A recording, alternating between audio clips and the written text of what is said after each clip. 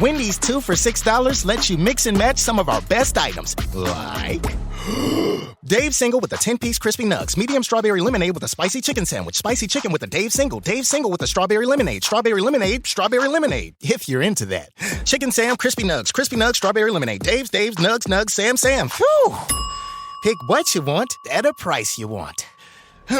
Choose wisely. Choose Wendy's 2 for $6. For limited time, price and participation may vary at U.S. Wendy's. On the card only. Single item at regular price. This week at Macy's, find your new favorite jeans with 40% off Levi's looks for him and her just in time for spring. Or use your coupon or Macy's card and take an extra 15% off handbags and wallets, already 40 to 50% off. And take an extra 10% off great furniture and mattress deals too. Plus, Star Rewards members earn rewards even faster during Macy's Star Money bonus days. Savings off sale and clearance prices. Exclusions apply. This podcast is a member of the Voices of Wrestling Podcasting Network. Visit voicesofwrestling.com to hear the rest of our great podcasts, as well as show reviews, columns, opinions, and updates across the world of wrestling. What do you guys want to talk about? You are listening to the Flagship Podcast with your hosts, Joe Lanza. And they all die. They all eventually die. They don't understand. You know, they think it's easy. The problem is they're just not interesting people, any of them. So, they're not telling spreader bar stories. And that, No, they're not. Rich Craich. And you'd start these arguments and be like, that guy's an asshole, screw him or whatever. And I'm like, I gotta go see him in like 2 days. Like, you're out there in Texas all alone, like starting all these fights. I gotta meet all these people. I gotta be at these shows. I have to do stuff. You're like, whatever. Nothing's gonna happen. Easy for you to say. And we are live on the Flagship Podcast. I am Rich. He is Joe. Joe, how are you doing? Can you hear me, Rich? I can hear you loud and clear. I don't know why you would even ask that. Of course I can hear you. I hear you every single week for the last 11 years. Can the listeners hear me? Of course they can hear you. They've heard you for every week for the last 11 years. Why would you ask such a question? Can the listeners hear you, Rich Craich? I believe they can. They've listened to us and heard me for the last 11 years. How would they not? Well, I don't know why you would ask that. So we're good.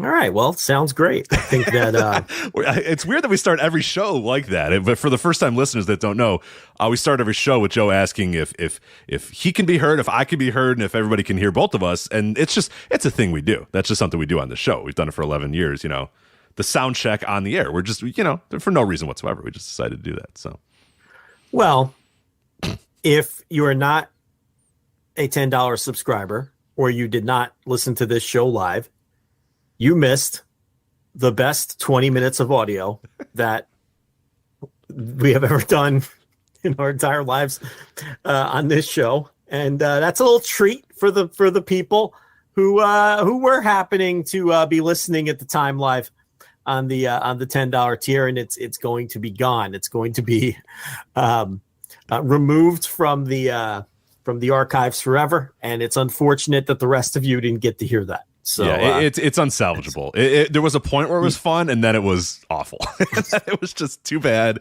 and too terrible, and it must go away and never be heard from ever again. So a nice nod to, hey, that's why you become a $10 subscriber. That's why you show up on Thursday nights to listen to us not be able to hear one another and then 5 minutes of silence. That's why you pay $10. Well, I mean, yeah, that's the Cliff Notes version. Sure. Yeah, that was some other stuff happened in between, but we got there. Maybe one day we'll release the tapes. Who knows? But anyway, we're here. We can both hear each other. Everybody can hear me. Everybody can hear you. That was one of the weird. We haven't had technical issues to that degree since, it's got to be years. Years. We had where maybe the internet would go out a little bit, or I'd have some internet issues or whatever. But right down to I can't hear you can't hear me. Oh, the show didn't record. Like you remember those days where we'd record on Skype and then we'd finish a 3-hour show and I'd just be like, nothing recorded. It didn't record at all. It's gone. And you were just like, all right, well, see ya. Good night. It's just it's over. It's just done. It's demoralizing. Yeah. It's the worst. That doesn't happen anymore. Thankfully, now we just have these little bugs and little stuff here. But that's man.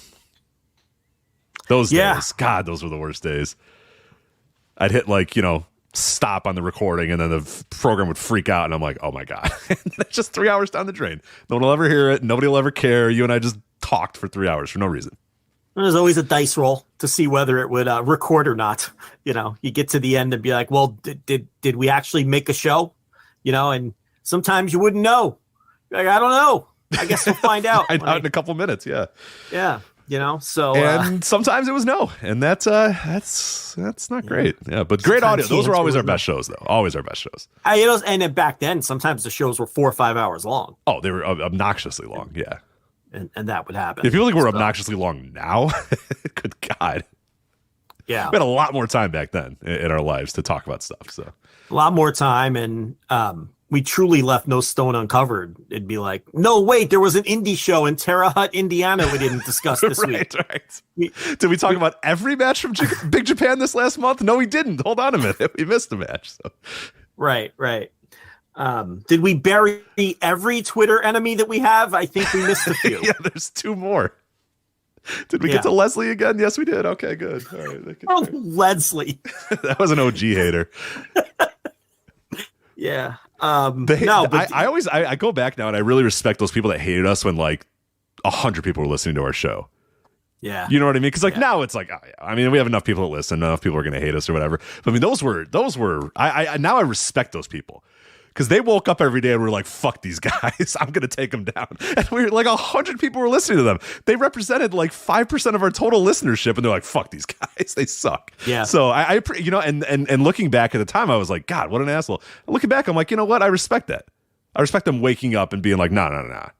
The world cannot know about these. These guys must be stopped, and I'm going to stop them. And they tried, and they failed, and that's okay. But we're still here 11 years later. But yeah, some real OG. There was the Kendo Kashin fan guy that got really upset every single week because either we weren't talking enough about Kendo Kashin or we were talking about him. But obviously, it's you and I, so we're not huge Kendo Kashin fans. But that dude every week would get on our case about our lack of or our unappreciative coverage of one Kendo Kashin. I don't know what happened to that guy. I hope he's doing okay. I don't even remember that guy. You don't remember Kendo Kashin guy? Oh yeah, I don't remember Kendo Kashin guy. No.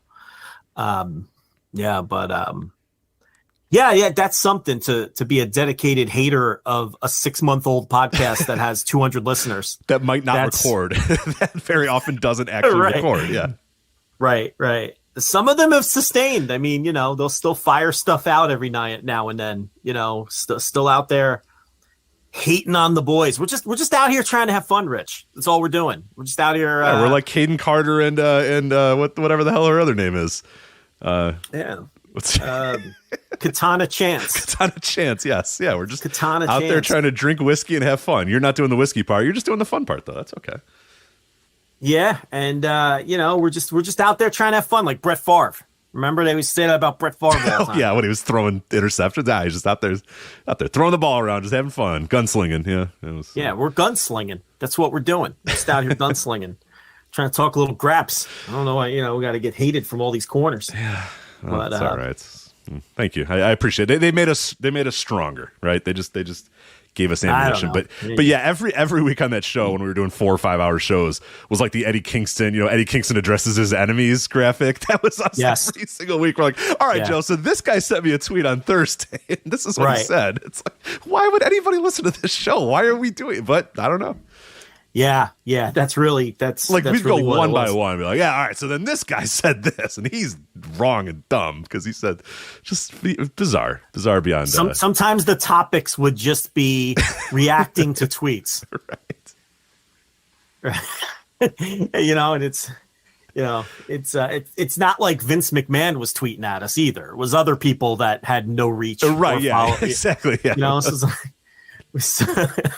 you know, so that was those tapes are all gone though. They're on a computer somewhere, but you don't want to hear them, and I'm sure we're going to get in trouble for whatever. It's just not even worth it. So people would love to hear them, and I think you're a little too concerned about the content because even in those days you were wise enough to, like, you know, every once in a blue moon, if we even creeped to the line, you would edit stuff out, you know, because it wasn't live, so you were afforded that luxury. So I think we probably have a very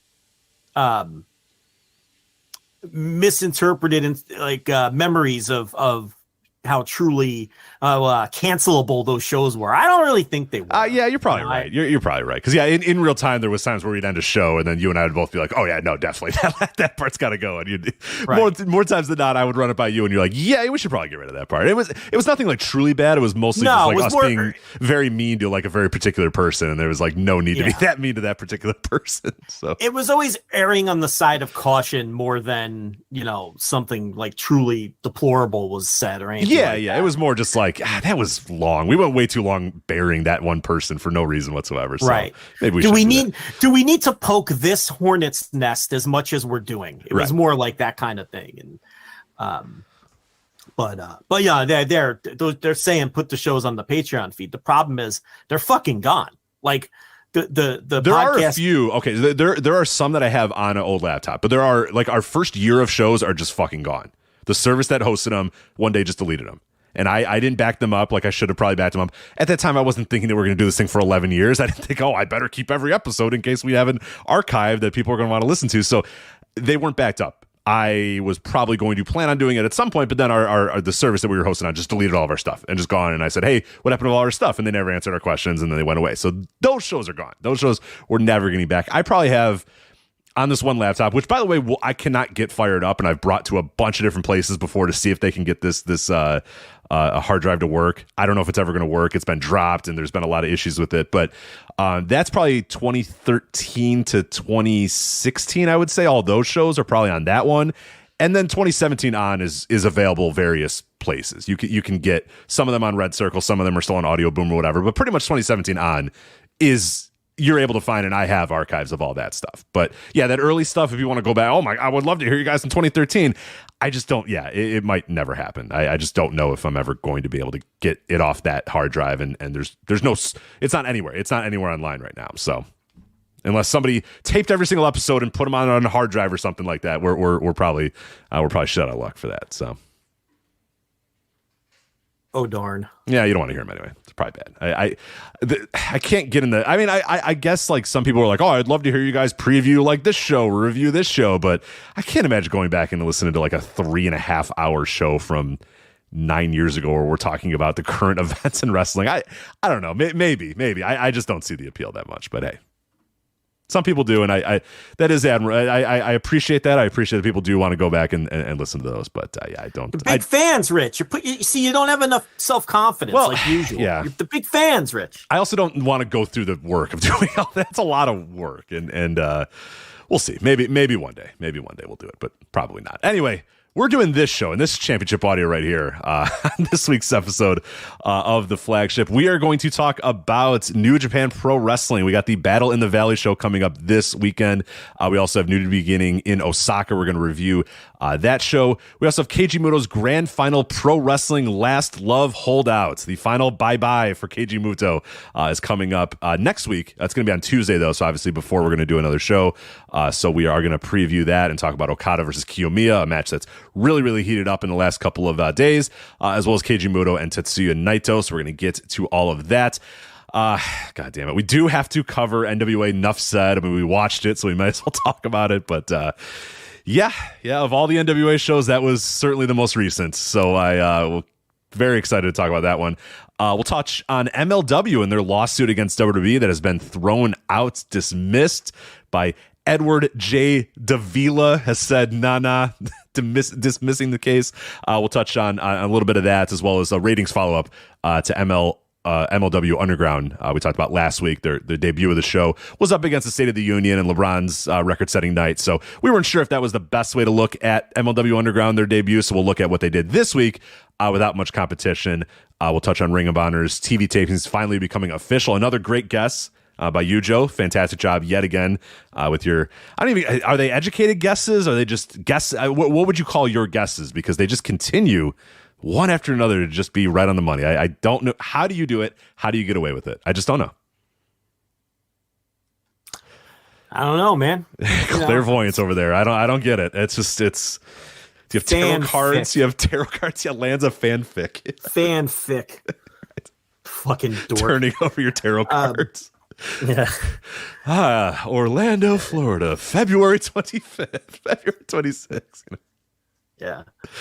Fantastic out of you. Anyway, and then we'll talk about the WWE Elimination Chamber coming up this weekend as well, including the big story. What do you do with Roman Reigns and Sami Zayn in the main event, Undisputed WWE Universal Championship? Roman Reigns versus Sami Zayn. But we do have to start the show, unfortunately, with the news of Jerry Jarrett's passing. Legendary Memphis wrestling promoter, obviously the father of Jeff Jarrett, passed away this week at 80 years old. Jerry Jarrett passed away 80 years old, so we'll touch on him a little bit right now. So, Joe, what sort of memories or legacy do you think Jerry Jarrett left behind? And I guess how do you want to, however you want to begin, feel free to take it. We'll do what we usually do, or just touch on a guy's life and career for a little bit here. Yeah, Jerry Jarrett, one of the greatest promoters / back behind the scenes figures in wrestling history. A Hall of Fame promoter, probably a Hall of Fame booker and promoter, if you really wanted to break it down that way. And one of the more instrumental figures in American pro wrestling history. I mean, he started off, he started in the wrestling business when he was a toddler, because his mother was involved in the wrestling business. First handling tickets and things like that. And like a lot of kids, he would sell concessions and tickets at the shows, in that area of the country that Gulas Welch, what became to be known as the Memphis territory. But I guess we'll get to that. And then eventually he got involved in wrestling as a wrestler, and he did that for a few years. And, he had the tag team with Tojo Yamamoto and everything. And similar to most wrestling families, like his mom was like, do anything but be in this wrestling business, please, dear God, don't be in this wrestling business. But the thing was, his mother eventually worked full time, right, for the office. Like she was in the office in some capacity, a secretary or something like that.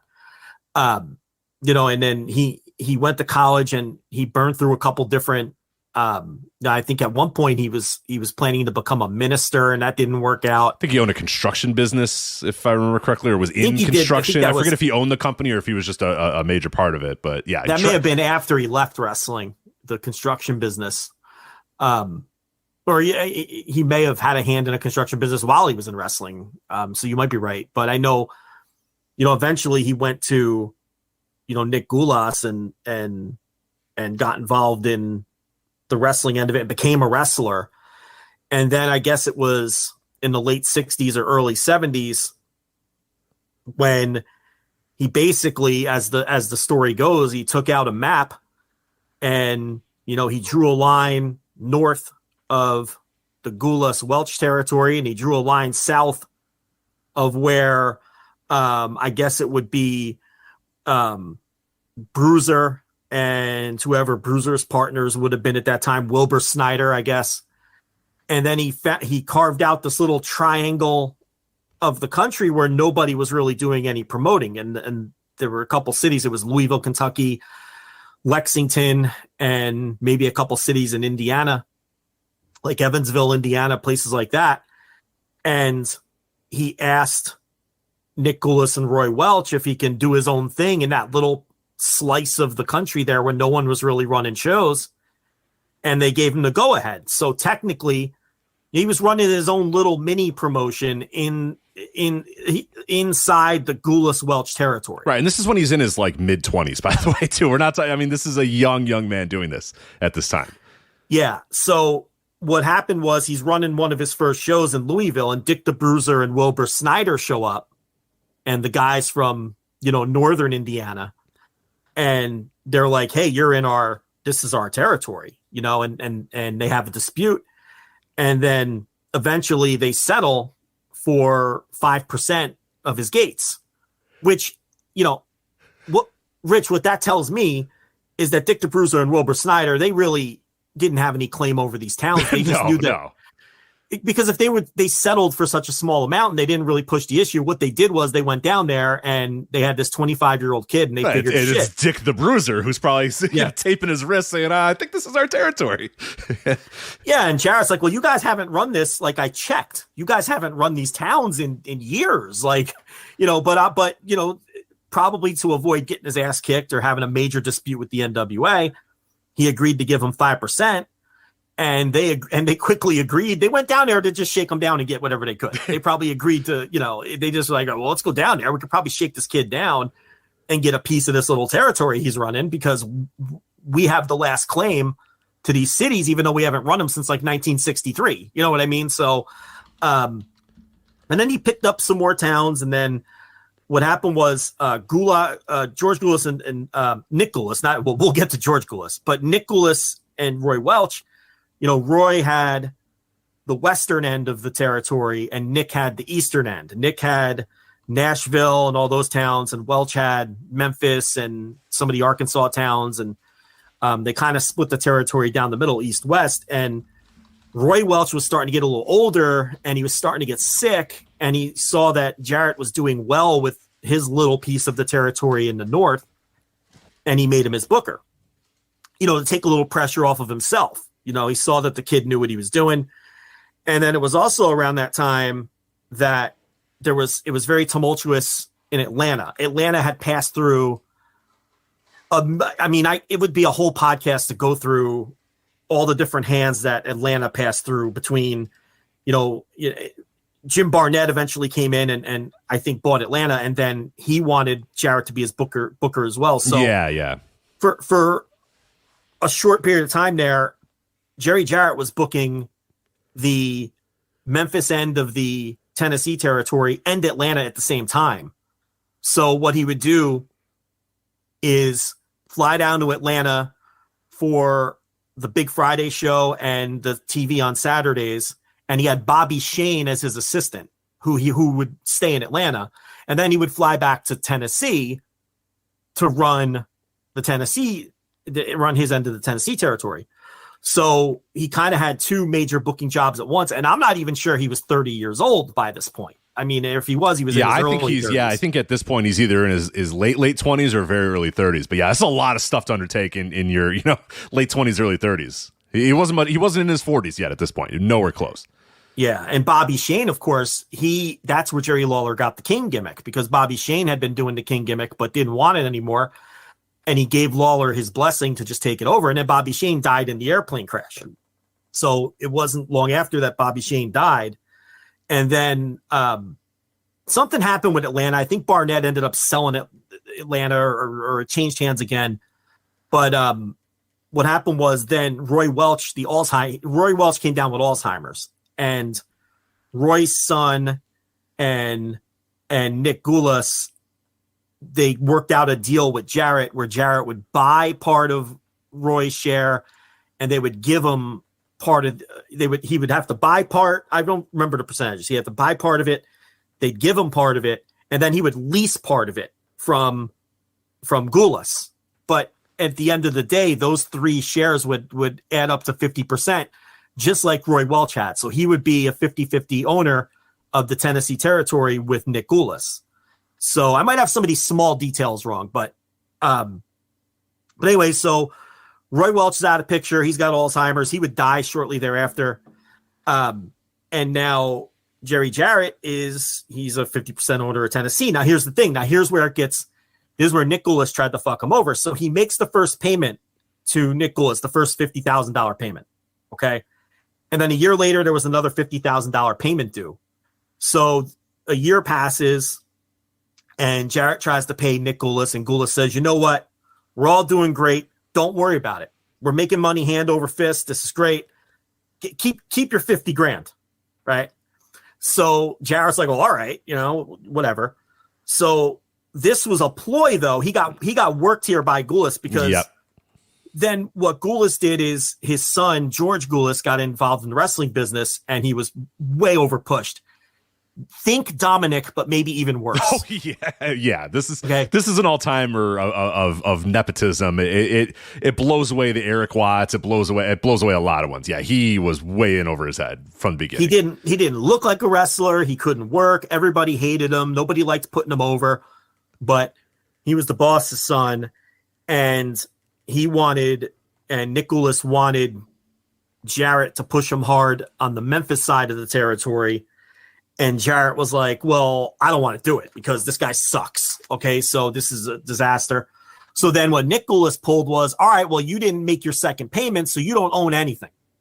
So you see, that was his whole, he knew if Jarrett never paid him that $50,000, at some point he could throw it at him legally, because technically Jarrett never completed the transaction for his half of the promotion, even though it was Nick Goulas who told him, don't worry about it. So the George Goulas thing was really the major sticking point there. So, Jarrett goes to his lawyers, and the lawyers are like, look, you can fight this thing. It might get tied up in the courts for years and years. It's going to cost you a lot of money in the end. You might win, you might not, but it's a risk. And even if you win, he might still have a claim to his half of the thing. They're like, maybe your best course of action is just to go to him, relinquish your half of the territory, and then just start your own thing. Like, go head to head with him. Like, that might be the better option, the cheaper option than fighting him legally. And the big thing with that is Jarrett had Lawler. Okay. And that was the key to everything. Jarrett had Lawler, who at that point was emerging as the biggest star in the area. And because he had Lawler, even though some of the other guys sided with Goulas, including Tojo Yamamoto, who was Jarrett's former tag team partner, his friend, his great friend. Yeah. Probably his best friend in the business. And Jackie Fargo, who was the biggest star in the area before Lawler, like at first he sided with Goulas, and they liked Jarrett, and they basically picked the safer option, the guy they knew had money, the guy they knew, the established had history, the guy who was established in that region for years and years and years before that. And that's exactly it. But the big key was Lawler, and then there was the problem with the TV, because Nick Goulas came over and with Channel 13, because then Jarrett went and he recruited Lance Russell, who had been calling the TV on Channel 13, and he was also the program director. But Goulas came down and started a bunch of shit. He's like, hey, look, this is my wrestling promotion, and you're not going to air him. You're going to air my shit. So basically Channel 13 wiped their hands of it and said, you know what? Fuck this. We don't want wrestling anymore. We don't want to deal with this. This dispute. And so what Jarrett did is he went to the other channel in town. What was it? Channel 5. Is it Channel 5? Yeah, Channel 5. I forget the call letters, but it was Channel 5. So he went to Channel 5 and he said, look, I can bring you the program director from Channel 13, and I can bring you the weatherman, which was Dave Brown, who was the most popular television figure in the city. And because Dave Brown and Lance Russell were tight. So what Jarrett did is he said, all right, well, I'll just jump to Channel, and Channel 5 agreed to that. So he brought Lance Russell with him. He brought Dave Brown with him, and he gave Lance Russell a raise. He gave Lance Russell more money than Lance Russell was making as the program director at Channel 13 to just be his television announcer. He thought he was going to lose Lance Russell because he couldn't afford him, and he came to find out that a program director on a small channel in Memphis really doesn't make that much money. So so he was able to pay him, and and the rest is history. And then they that was probably 1977-ish, and then they won the war because they had the strong TV in Memphis, and the most important part of it was they had Jerry Lawler. So and then it only took a couple of years, and they went head to head with Nick Goulas, and they beat him, and Nick Goulas retired and left the business, and then Jarrett had the entire territory to himself. So that's how Jerry Jarrett came into wrestling, and that's how Jerry Jarrett won a major promotional war. And the thing about Jerry Jarrett is it's a shame that a lot of modern fans might only know him as the guy who started up NWA TNA and the failed weekly pay-per-view model. But, the one thing about Jerry Jarrett is you look at his career and you look at all the decisions he made, he almost always made the right decisions. And he also knew how to get out of bad deals. What gets lost sometimes to history is that he realized in a matter of weeks that the weekly pay-per-view model was a bomb, that it was a dog, and he was looking to get out. And it only took him a couple of months to sell the 70% or 80% interest to Panda Energy and get out of that. He stayed on as a minority owner, and he stayed on as like a, office guy or whatever. I don't know necessarily whether he was the booker or whatever, but the financial burden, he had passed that to Panda Energy. when did TNA start? Like in March or April, and like by November he didn't know. Yeah, it started in 2002. Let me get the exact day. I believe March or April, like you're saying, and then it was pretty much done. He was effectively June. Sorry, it started in June, and he was effectively out. Or the company was effectively trying to, get the Pan Energy deal, like you said, in September, October. So very, very quickly, a combination of them realizing it wasn't going to work, and then Jay Hassman, who has been mentioned many times on various, I've discussed him on Flagship Patreon stuff as well. Also, the You've Got to Be Kidding Me podcast on the Voice Wrestling Podcast Network, going over Retro TNA, has touched on him as well. A guy that was just straight up their business manager, who was straight up just frauding. It was just full out fraud, saying, "Yeah, you're selling X amount of pay-per-views." They were not selling X amount of pay-per-views, and Jerry, to his credit, pretty early on said, "We're really selling this many pay-per-views? Are you kidding? We're selling this," and maybe they believed it once or twice or whatever, but then very quickly realized, hold on a minute, we got to look into these numbers, and quickly found out these numbers are all bullshit, and this thing is nowhere near where we think it is. And like you said, to their credit, realizing, well, let's not just push through. Let's see whatever we can do to work this out. And we're jumping ahead in the Jerry Jarrett lineage either. But another thing too is like taking that risk. Just the very idea of starting a second company at that time in 2002, when WWF has such a monopoly on the wrestling world, and saying, fuck it, we're going to start this new company. We're going to try to be innovative with it. We're going to try to do some different things. We're trying to get those lapsed WCW fans or whatever. I mean, it took a lot of balls to do that. And was it spiraling out of control within a couple of months? It was. Yeah, it absolutely was. There's no denying that. But hell, they did it, and they made it, and they were able to make a good deal, enough of a deal, and Pan Energy was enough invested in them, and Dixie Carter was enough invested in them, and she was able to get Bob Carter enough invested in them to say, you know what, screw it, let's bankroll this thing. And they're still around today. They're still around in 2023. So, was it spiraling out of control immediately? It was, but it still took a lot of balls to even start that company and to be as ambitious as they were from day one. So, yes, you can kind of joke and laugh, oh my God, weekly pay-per-views, that's not going to work or whatever. But I do think they deserve a little bit of credit for A, doing it, and then B, being able to, have enough of proof of concept for Dixie to sell it to Bob, for her to then, bail that company out and still be alive today.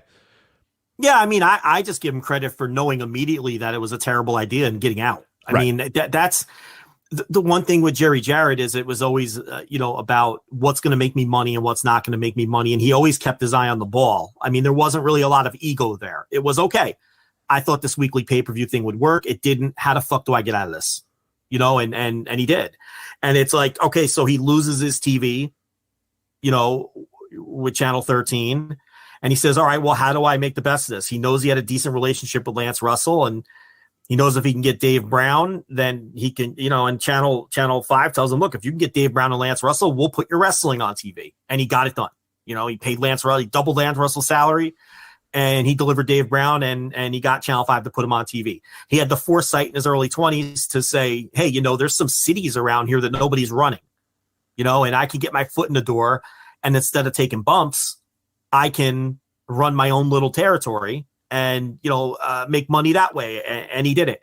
And even at the end of Memphis in the, mid 90s, when it was very clear that it was over, after the 1991, 1992 thing where he cut the deal with Vince, which was another smart thing, because everyone was afraid of Vince at that point in terms of the other territories that were hanging on by a thread, right?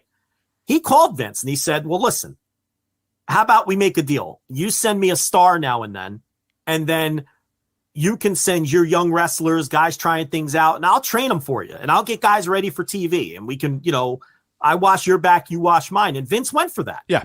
No, and he didn't work with, Vince at that time wasn't working with anybody, man. Like it's, there was a little bit of the smoky stuff in 93 or whatever, but this is before that anyway. Yeah, that's what I mean. Yeah. And then he would later be able to sell him on it in the mid 90s too, but he was able to get the usually pretty isolationist Vince McMahon to agree to work with him many times. Yeah. And so, he, and then a few years later when he saw that it was just all over, then he sold to Lawler and whoever Lawler's partner was. I don't remember the other guy's name, but and then he just washed his hands and he got out, which is another fun story of him making money too. Cause the story goes that Jerry was like, this is over. I'm just going to sell this thing. Like, I'm just going to let this thing go and I'll let it die and move on with my life or whatever. And like pretty much the week that he decides that, Jerry Lawler calls and says, hey, I'll give you, $250,000 for your shares. And Jerry goes, all right, you got a deal. Let me think on that. All right. Yeah, you got a deal. Sure. Can you write that check now and send it to me today? Can you wire it over? Because he was ready to just call it thing. He knew it was over. And when Lawler came with that deal, he was like, oh yeah, sure, I'll take $250,000 to sell this thing that I was going to close anyway. So yeah, sure, go ahead.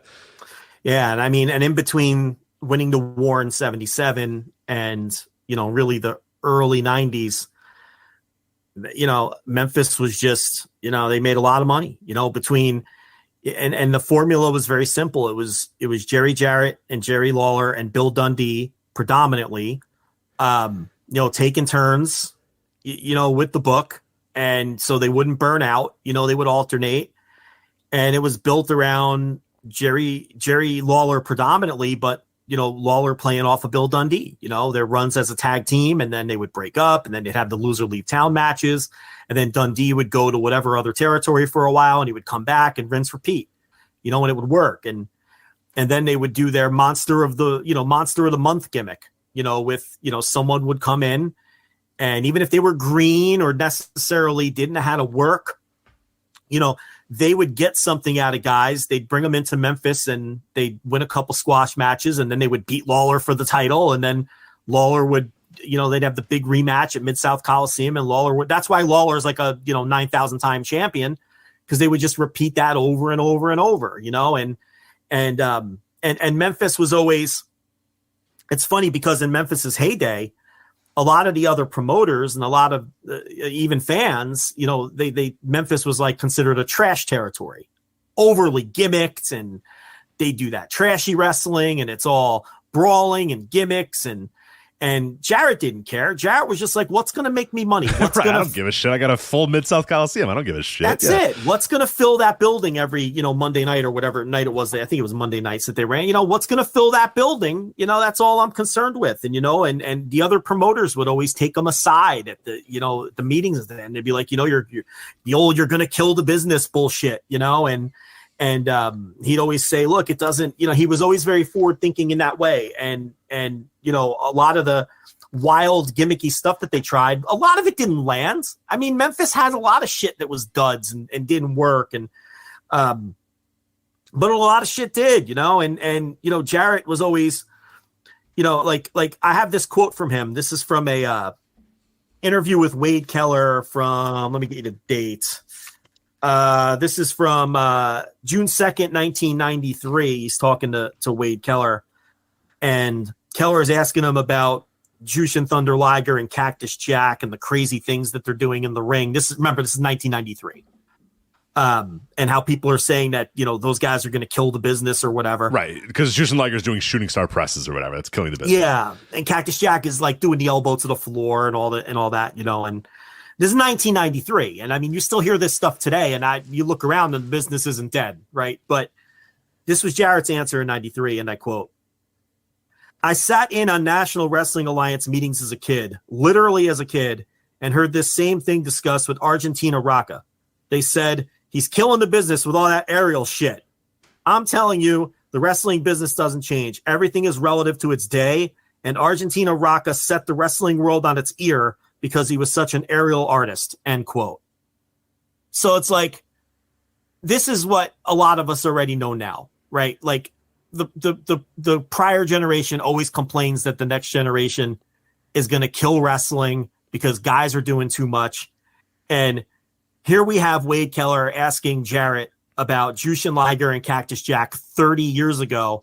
And Jarrett had an anecdote from 30 years before that people thought Antonina Rocca was going to kill the business. And 30 years from now, Will Ospreay will be complaining about kids not being able to work a hold or whatever. It's going to happen. It's just how it always goes. Yeah. And here's another one from Jarrett. Here's another quote. He says, let me tell you a story. I told you about the relationship I had with Eddie Graham. We were very close. In 1978, Eddie Graham had a plane. And he called me and said, Jerry, I want to pick you up in Nashville, and I'm going to take you to Memphis with me. I said, okay. On the way down, he said, I wanted to get you way up here in the air so you'd know I wasn't telling anyone else this. And I want just you to know, you are killing the wrestling business. I said, what do you mean, Eddie? And he said, all this shit you're doing in Memphis, chain matches, scaffold matches, coal miners glove matches, you've just carried it way too far.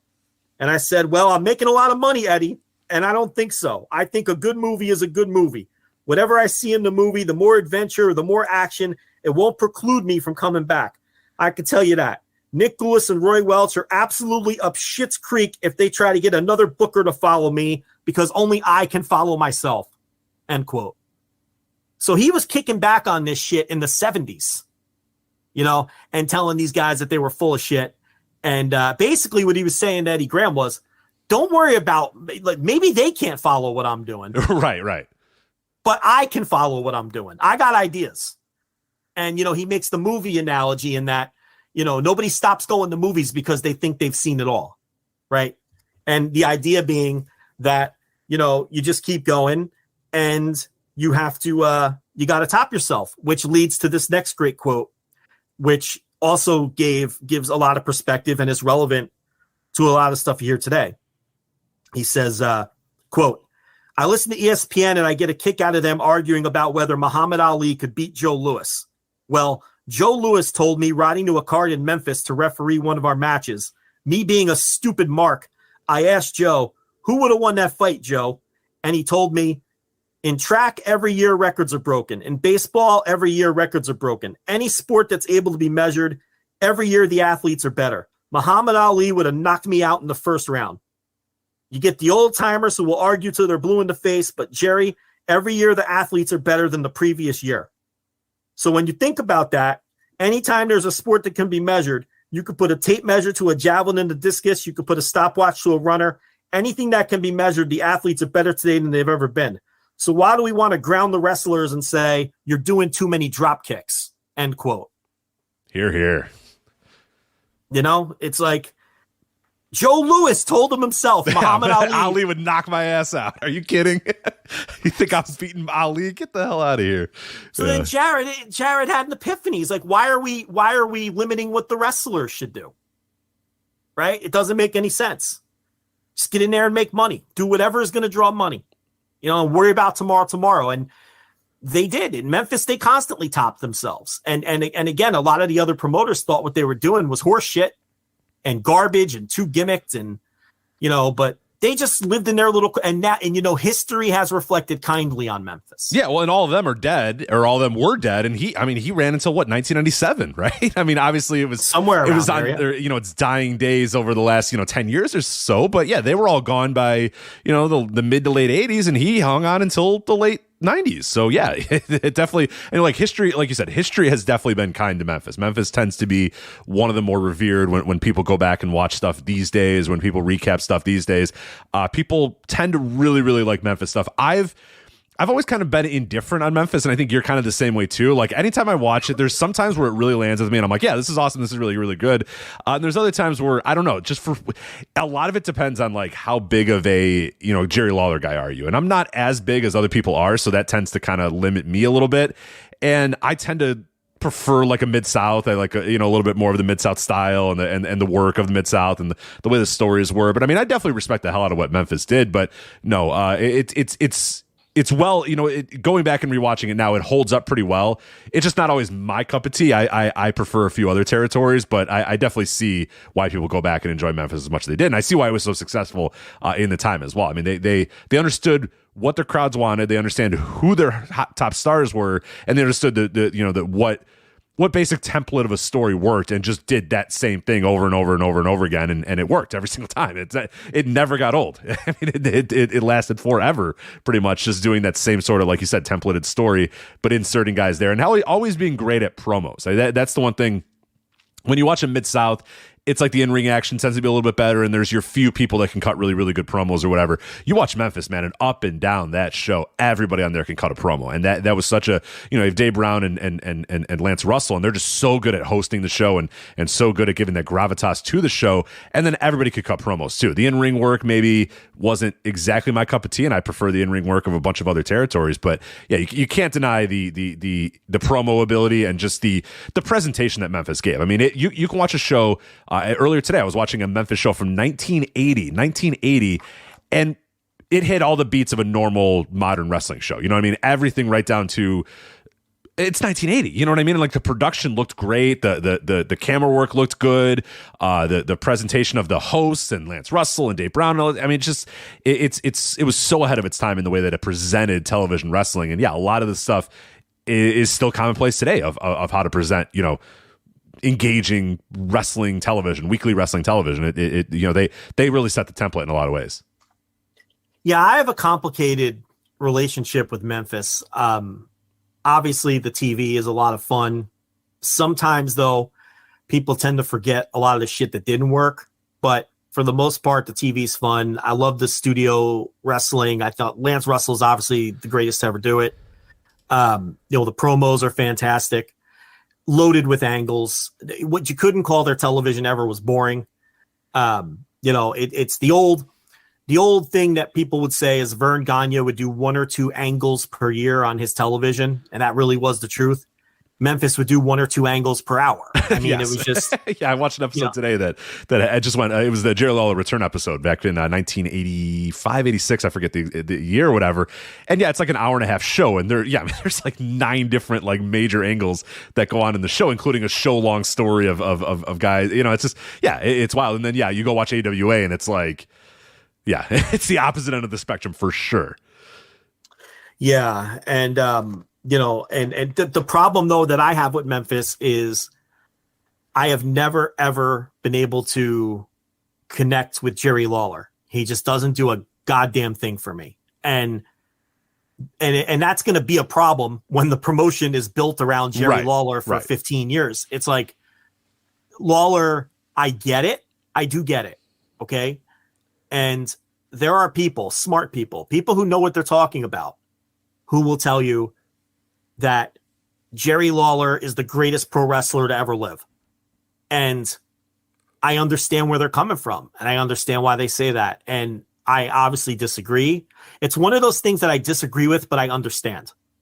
You know what I mean? Like it's not my pick. He wouldn't be anywhere near my top 10 or whatever, but I'm not going to argue it. If I'd be like, yeah, I understand. Because it's a vibe thing with Lawler. You either connect with it or you don't. And I'm kind of like you. I've never quite gotten it, but the people that get it, I get why they get it. You know what I mean? It's hard to articulate, but I know exactly what you're saying. It's like, you know, I'll watch Jerry Lawler and I'm like, I don't know, yeah, this isn't too much. But the people that say, well, here he did this and he did, I appreciate it. I really do. It just doesn't connect with me like it does other people.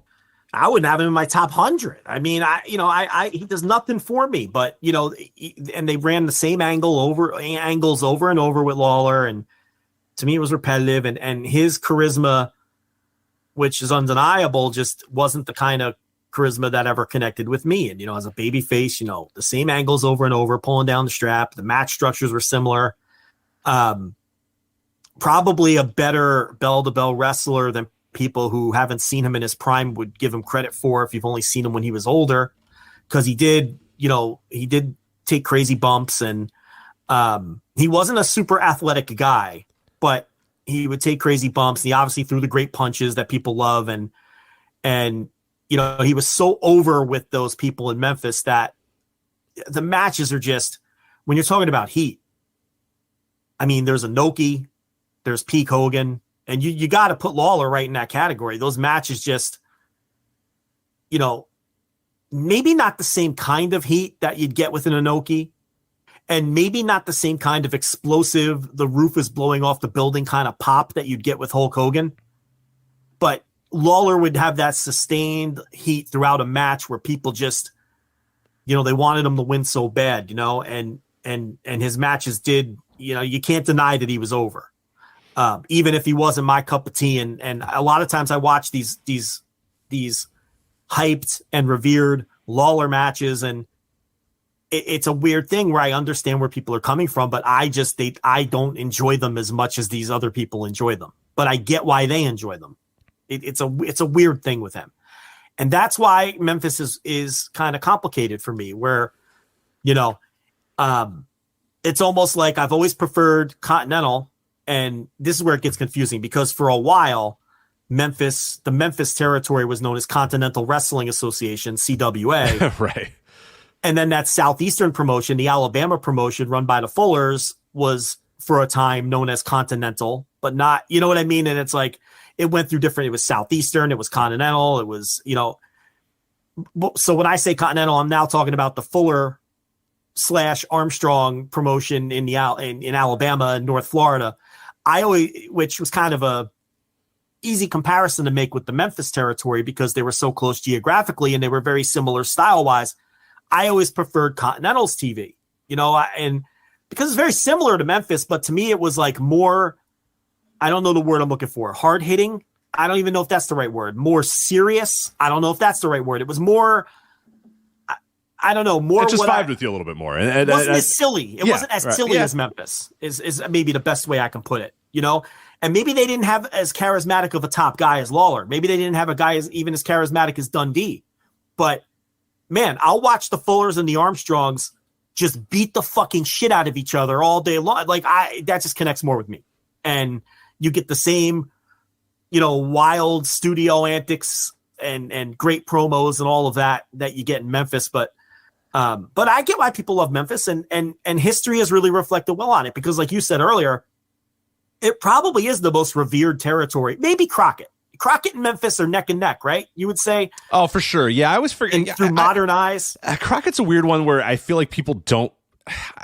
It is a territory, you know what I mean? But I feel like people kind of put it in a different category because it became WCW, you know what I mean? So it feels like it's maybe a little different, that people kind of treat it a little bit different because it morphed into what would become a national territory in WCW. So, but yeah, if you do count Crockett as I would say, but I would say even then, I think that Memphis is probably more revered by your, And when people talk Crockett, they're really talking 3 years.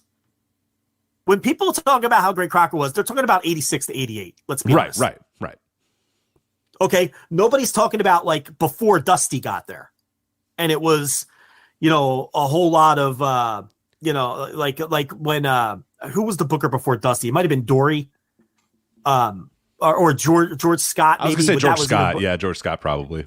That was even earlier though. That was like the late 70s. But like, I think the guy right before Dusty might've been, someone in the chat might know. I think it was like Dory. And you had a lot of like, who's the guy? It wasn't the Dusty completely changed the tone of the territory when he came in.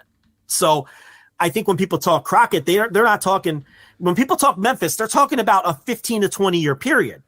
When people talk Crockett, they're talking Dusty's Crockett from 86 to 88. Right. You can go to Memphis and pretty much, and the stuff that I've watched, you could pretty much go from 1980 until, hell, you can probably even go a little sooner, but I always kind of do like 1980 to like 1988.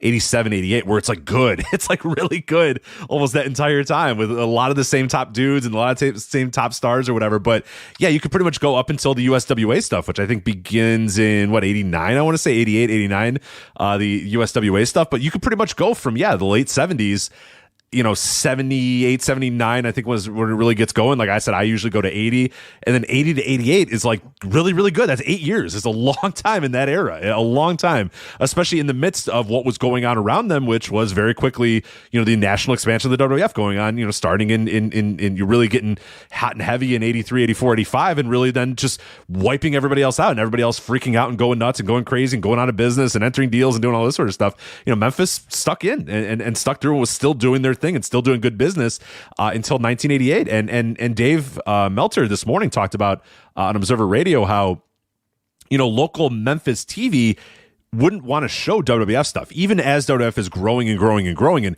Saturday Night's Main Event, I think Dave mentioned this specifically. Saturday Night's Main Event was supposed to be on the NBC affiliate in Memphis, and they said, no, we're not going to show it because we don't want it to hurt Memphis, because we don't want it to hurt our regular, because we know that if people see this stuff and it's these giant buildings and these stars and the pomp and circumstances and the pyro and ballyhoo or whatever, that this is going to hurt people, they're what they think of Memphis wrestling. And this is our wrestling. This is our wrestling in our area and our territory and stuff. And we're not going to show it. And eventually, they had to relent and say, all right, fine, we'll show it. But, they didn't want, the locally people liked their Memphis wrestling and were more than happy with it. And just, and it speaks to the fact that, they were able to say, fuck WWF. We don't really need that expansion here because we have Memphis and we're good. And the business stayed strong until the late 80s and way, way longer than a lot of those other people. Like you said, a lot of people that are saying, oh, he's killing the business. He's killing the business. He's killing the business. Well, they're all dead. And he's still hanging around in Memphis. So it's just a testament to just what they were able to do there. Yeah. I mean, Crockett was guys like Johnny Weaver and people like that before Dusty came in and kind of turned the whole roster over and brought in Magnum TA and the Road Warriors and put the Four Horsemen together. And all of a sudden Crockett became just the coolest professional wrestling promotion maybe ever, still to this day, for that little 2 or 3 year period. So, Memphis was a 15, 20 year thing where you can put on a tape of any of those shows. And during that time from, 77 to 95 or whatever. And it's going to be essentially, they had their peaks and valleys like any other territory, but it's essentially going to be the same feel and the same type of promotion and of similar quality throughout all of those years. When it comes to tape heads and historians and people who like to go back and watch old wrestling, Memphis has kind of risen above its previous reputation as kind of the trashy territory that other promoters would mock and snub their nose at, to maybe the preeminent territory, in terms of historical viewing, right. That people, and a lot of the early ECW wrestlers and ECW itself and all that were heavily influenced by Memphis. I mean, when Eddie Gilbert came to Philly and was booking, we're going through all this right now in November. Gilbert wanted, he patterned himself after Jerry Lawler, and he wanted to be the king of Philadelphia the way that Jerry Lawler was the king of Memphis. And Gilbert booked ECW very similar to the way that Memphis was booked. And even when Gilbert left Philly, there was still so much Memphis influence with ECW. And a lot of those guys like the Blue Meanie and Stevie Richards, maybe not Richards, but Blue Meanie and some of these other guys, when they were teenagers, they would drive to Memphis to go to those shows, like from Philly, and they all learned from that style and everything. And a lot of those Philly-based wrestlers were huge Memphis guys, and so the Memphis influence. I mean, if you go watch some of that old Memphis stuff, the influence is obvious, the way it influenced, so much stuff that came afterwards. Yeah. But there's some knocks on Jerry Jarrett. I mean, Memphis was maybe the worst payoff territory in the country. I mean, he didn't pay anybody. Yeah, he liked to make money, like you said. He often cared about what made him money and not necessarily what made everybody else money. So yeah, the payoff's not always good, and yeah, the big guys got their payoffs, but yeah, everybody else pretty much. And he kind of, for better or for worse, considered a lot of the other people interchangeable. He had his big stars, he had his guys, he had his Dundees and his Lawlers and those guys, and pretty much everybody else could be kind of put in and put out. So there was no real reason to pay those people a ton of money. And yeah, so a well-known reputation is not being the best, hey, the house didn't do well, so, well, you're screwed. Here's your money. There you go. I mean, just notoriously bad payoffs. Yeah. $25 a night, and people knew that, Memphis could be a launching pad to something else. And but people really didn't like going to Memphis. And Lawler, of course, always had a piece, on top of being the top guy. He had right. He had a percent. Now remember, he part of the deal. I can't remember if it was part of the deal when Lawler sided with Jarrett, or later on where Jarrett gave Lawler a piece. And then I thought it was when Lawler started becoming a megastar and Lawler realized, oh shit, or Jarrett realized, oh shit, I better give this guy something if I'm going to keep him around. And yeah, I think that's the way it went, but I could be wrong, and someone will correct us if we are. But yeah, I think it was after Lawler had already established himself as being a pretty big deal. Yeah. So, but what happened was he forgot that he made that verbal deal with Lawler because then Lawler and Lance Russell at one point almost split from Jarrett. Right. Lance never got that percentage, by the way. He asked for it, and Jerry said, "Yeah, Lawler, I'll give you a percentage. Lance, yeah, they did not get along after that. That kind of ended that relationship, even though they worked together for many, many years after that. But that kind of soured Lance Russell on Jerry Jarrett in a lot of ways. Yeah, they almost split and did their own thing, but and there was tumultuous times and again, they would Dundee, was always second fiddle to Lawler, and he would lead and then of course the big Mid-South trade, which I know we've told the story a million times, but we may as well tell the blowjob story. Let's do the blowjob story one more time. Yeah. So this was probably 84. 84. Yeah. And, Jarrett came down from Memphis to visit Watts, and they both places were struggling a little, and they were proposing a talent exchange. And so Jarrett came down to take a look at Watts' locker room, and that's when he looked around and he said, Bill, where's the blowjobs? And Watts was incredulous. He's like, look, man, what you do on your own time, but I'm not going to help you out with that. Like, I'm just looking to book wrestling. I don't have that for you. Okay. And Jarrett had to explain to him that in Memphis, blowjobs was a slang term for young, good looking baby faces. I guess with the implication that they bring girls to the building and hence everybody gets some blowjobs. But, that's what they called your so anyway, they worked out a trade because Watts was like, come to think of it, because Bill Watts, he loves his big burly heavyweights, right? So his territory was very one-dimensional with all these big guys, and Memphis was more of a mix. So they worked out the trade, and I'm going to try to get it right. It was the Rock and Roll Express, Dennis Condrey, Bobby Eaton, who were not a tag team yet. That's important here. So Condrey and Eaton as singles guys, the Rock and Roll Express, Jim Cornette, who started off as a photographer in Memphis and then was a manager, but he was always going to be number 2 to Jimmy Hart. He was never going to surpass Jimmy Hart. So Memphis, they liked him, but they saw him as expendable. Jim Cornette and Terry Taylor. And I might be missing a guy or two. And going from Mid-South to Memphis was Jim Neidhart, who was a pushed guy, but not a top guy. Rick Rude, who was still an enhancement guy for Watts, but everyone knew he had potential. Hacksaw Higgins, and there was somebody else, I can't remember, but those were the predominant names. So basically you could see the trade here. It's young, good looking guys going to Mid-South, and it's like bigger, stronger. They were helping each other with what the other side didn't have, basically. And I mean, Watts ended up getting the much better end of the deal, because not only did he get the Rock and Roll Express, not only did he get Terry Taylor, who did very well in Mid-South, but he got Condrey, Eaton, and Cornette, and Watts put them together. And that was the formation of the Midnight Express. And we did this when we did the Midnight Express deep dive. He put those guys together, and he was like, because he knew Cornette could talk, and he knew that Condrey and Eaton, well, especially Eaton, could not. And, he figured Condrey and Eaton could work together well as a team. And he told them, you guys come up with a name. And that's when Dennis Condrey, who had been in the original Midnight Express with Randy Rose, years earlier, a couple of years earlier, probably 82, 83, he said, I was in this team called the Midnight Express, and then they just went with it. Yeah, very good.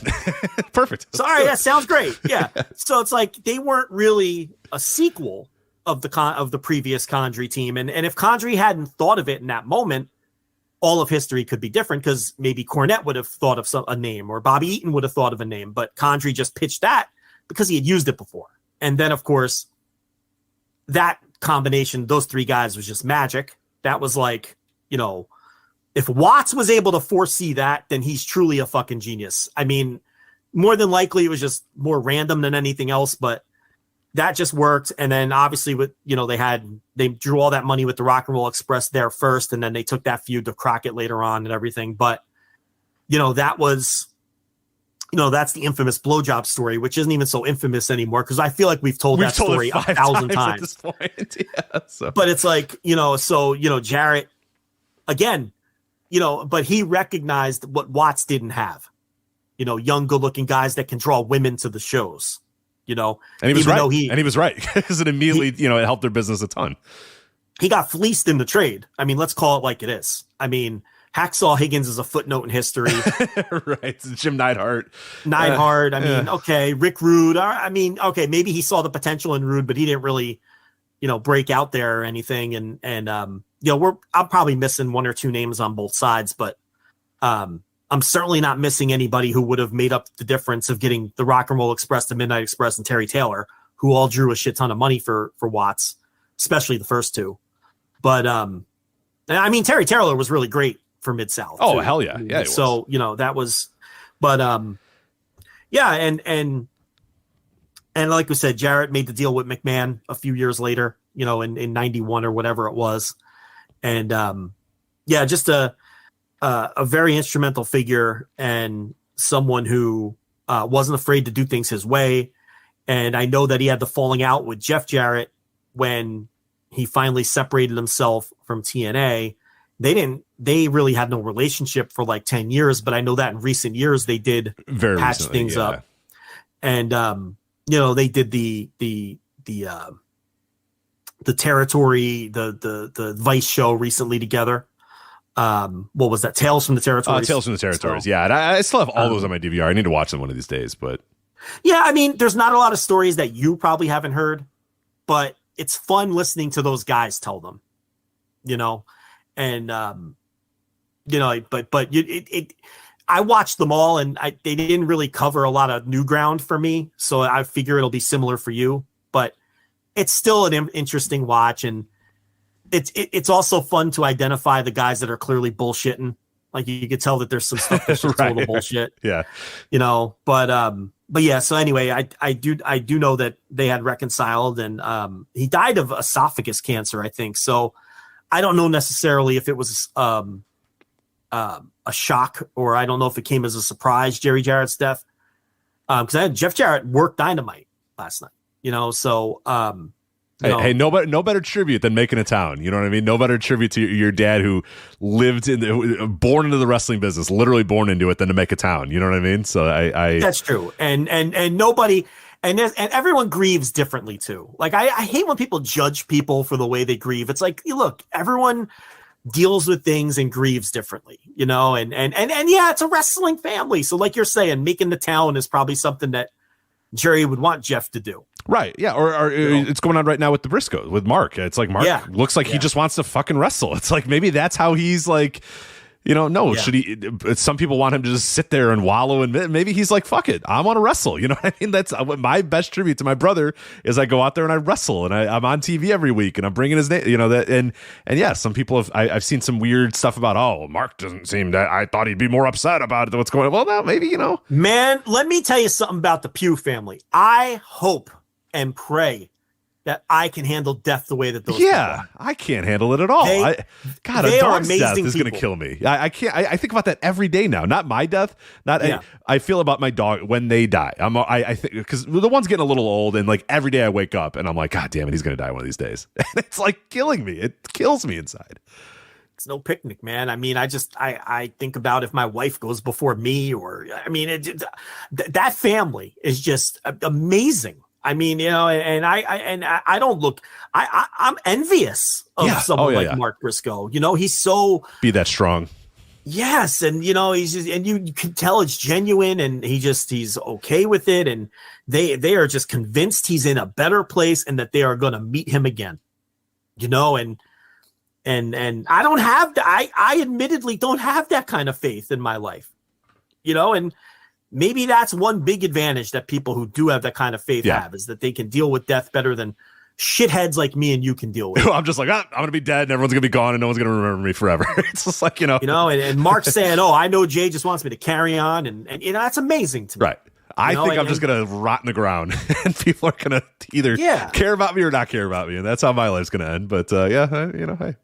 Yeah. So anyway, Jeff did work Dynamite and so anything else on Jerry Jarrett? I mean, we can talk we did an hour. We could do 3. I did want to touch on one thing. Jerry Jarrett. I mean, what the fuck? Yeah. And that's one of the things that some people brought up in the chat room. We had some people asking us to talk about the 1994 steroid trial and how Jerry Jarrett was pegged by Vince McMahon. And this has been corroborated by many, many people. And he was there. He was in the building. He was working for WWF. The idea was, all right, look, if I have to go to jail, Vince McMahon, if the steroid trial does not go the way I want it to go, and I have to go to jail, you're running the company. You're in charge. And that he was the guy. And obviously it did not go that way. And Vince McMahon did not go to jail for, after the steroid trial. And yeah, that he was the guy. He was pegged as the guy to run that company. And he was there. He was working in the office. And Vince, like we said, he was able to get through to Vince and able to kind of sit down with Vince in a way that a lot of other guys didn't. Vince was very isolationist at the time, especially with wrestling guys. You know what I mean? Like the old school wrestling guys. He brought Bill Watts in, and that lasted, 4 weeks, 5 weeks? Bill, you can run the show. That was in 1995 or whatever. He tells Bill Watts, hey, I need someone to come in here and book this thing. I need someone that's, has a history in wrestling. I want you to do things your way. I'm going to stay out of your way. You're Bill Watts. I'm not going to tell you what to do. That lasted like a week. Bill Watts was like, fuck this, I'm out. A lot of that was Watts too, but yeah. Bill Watts, Bill Watts was out of touch at that time too, but Bill Watts then had one idea. Vince said, nah, let's do this. And Bill said, fuck this, I'm out.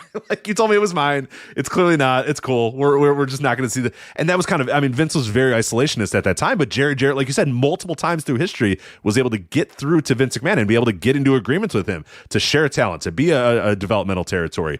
Vince trusted Jerry Jarrett to take on a lot of those talents. In the mid-90s, a lot of those guys, Flex Cavana going to USWA or whatever, The Rock, everybody knew that guy was a blue chipper, that guy was going to be the next big thing, and that guy was going to be something. They trusted USWA to handle him. You know what I mean? And they sent, and there was multiple other guys that they did that with as well. So yeah, that's something that people wanted us to touch on. There's not much else to it other than, Vince McMahon pegged that guy to, hey, if I have to go to jail for however long it's going to be, you're going to run my company for me. And how well that would have went, who knows? But that was it. Probably had a lot to do with their dealings a few years earlier when they cut that deal and everything. And there was also the Pro Wrestling USA thing where Jarrett put together opposition where all the other top promoters banded together to try to combat Vince McMahon in 1986, where it was Jerry Jarrett and Jim Crockett and Bill Watts and Vern Gagne and probably a few others that I'm forgetting, but those were the major players. And the first show was in Memphis, right? And it began to unravel from there because you get those kind of egos in the room and guys who were used to running their own shit.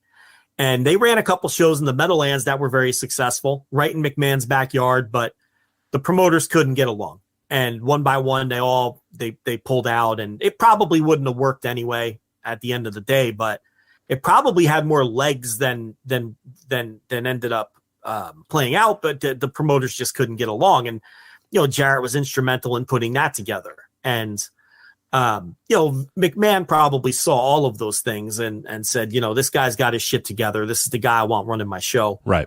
If something happens to me, he's got the long track record of success, and he went head to head with me in a very aggressive way, and he was fair to me in our dealings. So that's probably where Vince was coming from. He also let Vince live out his wrestling dream, the McMemphis stuff. If you've never seen that, if you're listening to this and you're going, what's McMemphis? I believe, is that YouTube playlist still up there? Let me see if it's McMemphis, if it's still up there. That was Vince McMahon doing a heel character. Yeah, it's still all there. It was a heel Vince McMahon in Memphis, and it's hard to explain. Just go watch it on your own. But like, that's always what he wanted to be. He always wanted to be a wrestling character, a wrestler. That was his thing. And everybody was like, Vince, you're not athletic enough. You're not. And this was him living out that dream in Memphis and being, really setting the template for what the Mr. McMahon character would end up being. In 1998 or whatever was that McMemphis thing 5-6 years prior to that. That's that character. Mr. McMahon is the McMemphis character. So yeah. Just an awesome stuff there. So I'm sure that played a part in it too. Just the loyalty that he had, or the relationship that he had with Jerry Jarrett, saying, hey, can I do this character? And Jerry Jarrett being like, I don't give a shit. Yeah, right. Let's go for it. So really cool stuff there. But we could talk for 3 hours about Jerry Jarrett, and just a huge wrestling legacy.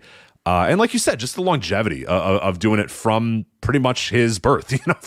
But really, you're looking at late 70s, 77, I want to say, is when what would be, Memphis / Continental Wrestling started, was 77, all the way through to 2005, with TNA. That's a fucking long time with a few gaps here and there. You know, obviously 97, the first Memphis run ends, and TNA doesn't start until 2002 or whatever. But he's consulting with both companies at the time too, and we should note this too. He wanted to buy WCW. He did everything he could, and you read all this stuff, and I know the Between the Sheets did a great job covering all the dealings of going on to the sale of WCW.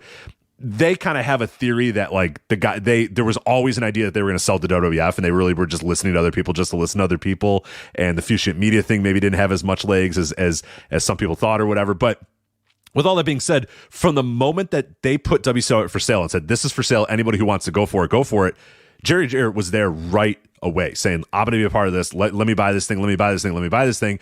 Up until the final few days where obviously then, Jamie Kellner and Turner say like, well, you can buy it, but we're not going to put it on TV. You can have WCW, but we're not going to give you TBS and TNT or whatever. And that pretty much effectively, Fusion Media is out, Jarrett's out, everybody's out except for the only company that could possibly want WCW's tape library and wrestlers and contracts would be WWF. So that was the only one that was going to go to. But yeah, he was in it from the entire time. And if you go back and read old Observers and stuff, he's constantly looking to try to get involved in that, get in the sale, try to buy it, realizing that, hey, here's an opportunity. I'm gonna cut costs. And I think he was even quoted in the Observer saying like, hey, my idea for WCW, it's gonna be strange, like it's gonna be weird. I'm gonna cut costs like crazy, and we're gonna get pretty lean, but I'm gonna keep it alive because I think, and more than anything, he understood the importance of having competition in the marketplace, and that's a big reason why TNA, coming to be, what was important of him saying, look, somebody has to compete with them. Somebody has to compete with WWF. It's just better for everybody. It's better for wrestlers. It's better for the wrestling industry. So I'll always give him credit for that of always trying to be there and compete in the marketplace. A very difficult marketplace to compete in, but he always wanted to be a part of it. It's funny. I was thinking about when the Poffos came in and ran opposition, and they were running the same towns that Jerry Jarrett had first run when he got his first taste of being a promoter, because they ran that whole Louisville, Lexington, Evansville area. Yeah. So isn't that funny how, he recognized this hole in the market and to get his feet wet. And then, a few years later, it's Poffos running those same towns to go up against him. So that was just something I was thinking about when I was thinking about how Jarrett got his start and everything, and then I put two and two together. But because that's the old other, they had that whole with Lanny Poffo just passing away. Angelo Poffo came in and was running basically head to head with them, and I don't know if I call it a war necessarily, because I don't know how much of a dent they made, and they threw the towel in a couple of years later. But and then they all just came together and made a ton of money together in the aftermath when Savage and Poffo came in.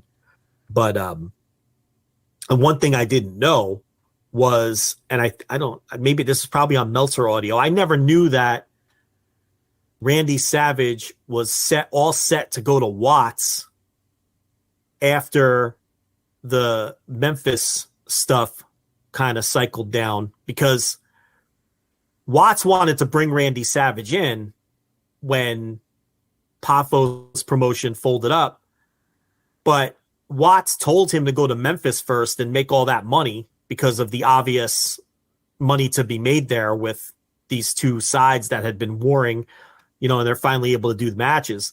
And he said, when you finish up there, you come down here. But then it was too late, because that's when WWF got their claws into Savage.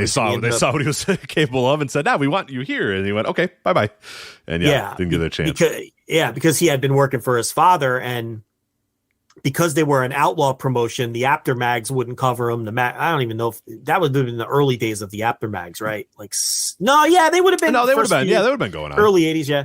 So like the magazines and things like that weren't covering ICW because, they were an outlaw promotion. So a true outlaw promotion, not what Cornette calls an outlaw promotion now, which is like right, the outlaw mud show bullshit that he talks about. No, like literally not running territories without paying the NWA or being a part of the cartel was just running other people's cities and shit like that. A true outlaw promotion.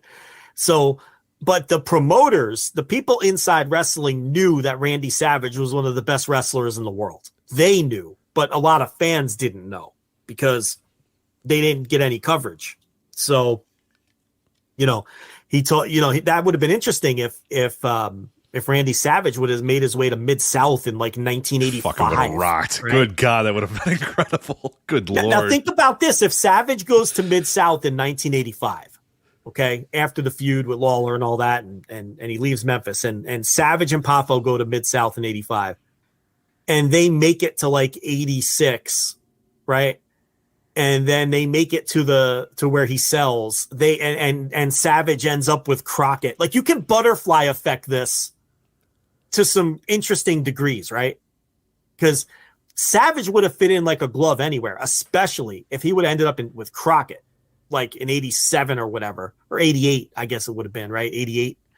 So, and who knows, they might have stayed hot if they inject Savage into that whole deal because his working style would have been perfect, but I guess it worked out for him obviously, with the path he ended up on, but it's something to think about.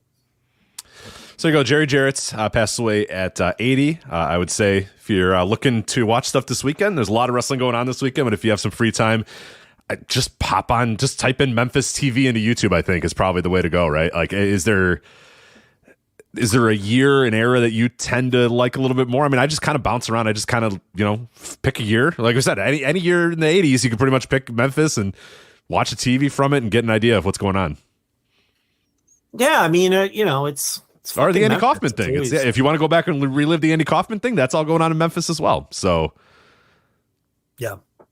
Probably another important part of Jerry Jarrett's legacy and Memphis's legacy in wrestling is the Andy Kaufman thing, which, has obviously stood the test of time. Many it is a fucking movie all about it, so just an incredible how about his obsession with Kozlov and bringing him personally to meet Vince McMahon? Do you remember all of that? Yes, that's what ended up breaking up that's why he didn't talk to his son for decades. Was he found this guy who I forget what his name was at the time, Oleg Prudius. Oleg Prudius. Do you remember that off the top of your head, or did you look that up earlier? Oleg Prudius. Okay, I remember Oleg, but I remember Prudius, who obviously became Vladimir Kozlov, and I don't know, he just decided that he was going to be his like agent or I don't know what it was, but yeah, what ended up happening was on WWE.com, like one day, there's this picture of Oleg Prudius signing to WWE, and there's Jerry Jarrett, current member of the NWA TNA management, standing next to him. And guess when Jeff Jarrett and everybody else in TNA found out about it? When we all did, going to WWE.com and saying, what? And then everybody asking Jeff, hey, are we, like, what's going on here? Did you sell to Vince, or like what the fuck's, and Jeff's like, I have no idea what the fuck is going on. And that basically ended the relationship between the two for years. And I don't even know what he got out of it. What did he get out of the Oleg Prudius thing? I don't, it's so weird. He obviously got a taste of whatever deal and that guy became Kozlov. Right. But he was convinced that guy was going to be the next big thing in pro wrestling. Listen, they all can't be winners. You know what I'm saying? But it's like, he had weird, like many years later, like just a few years ago, maybe 2015, 2016, Jerry Jarrett was convinced somebody else who really didn't make it big. He was convinced, I can't remember who it was, but he would tweet about him because he used to be on Twitter. And, he would tweet about whoever this was. He's like, I'm guaranteed he's going to be in the next huge TV star. And it was someone else on Kozlov's level who didn't really, amount to much. But, I mean, that's wrestling. You whiff a lot. And Memphis whiffed a lot. I mean, they would throw shit at the wall and see if it stuck. And when you had Lawler, and you could always rely on Lawler, and you could rely on going back to Lawler Dundee or whatever the fuck. And you can take chances and on different concepts and different guys. And Lawler had plenty of feuds that didn't work, but obviously overall, Memphis and Lawler, it was perfect combination and great success. But I mean, Jerry Jarrett hung around even into the last few years, like that whole Jarrett Parsons they had that Roku app with all of the classic wrestling that WWE doesn't own, the whole Jarrett Parsons thing. And there's even a show right now that airs on Nessun called what the fuck? I don't remember what it's called, but I DVR it. It's all those Jarrett Parsons tapes, and it's like there's some ICW that they have. There's some, because a lot of the Memphis stuff is like public domain, so there's some Memphis stuff, and there's some Memphis stuff that I guess Jarrett made a claim to, because different areas of Memphis are owned by different people, and some other smallish a lot of Detroit stuff. A lot of the Sheik's Detroit stuff is on there, and I'm trying to think of some of the other territories. Basically, any of the territories that you don't see on the network, like that's what they have, and it's a half-hour show. And I know Jarrett had a hand in that as well.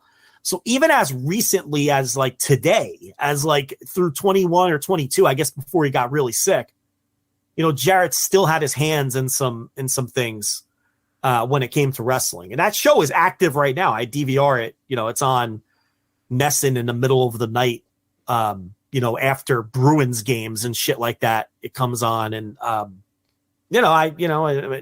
kill a Saturday afternoon sometimes, you know, I'll put them on because it's pretty rare shit that, like, you know, isn't really out there, and I rarely come across a match on there that I've seen.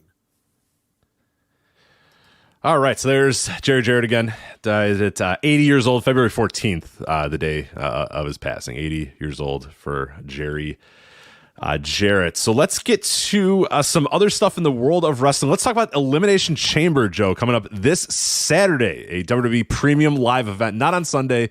It is on Saturday, streaming live on Peacock. There's a bunch of other matches, but let's be honest, the only match that really matters in the grand scheme of things, the match that's been the talk of a lot of the wrestling world over the last couple of weeks, and what you do and how do you book this, and what should you do, and we've talked about it a bunch.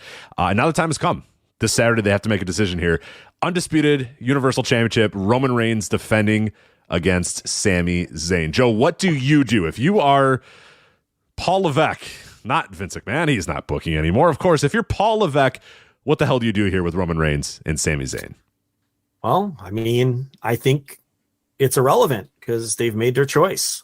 And I think Roman's going to beat him.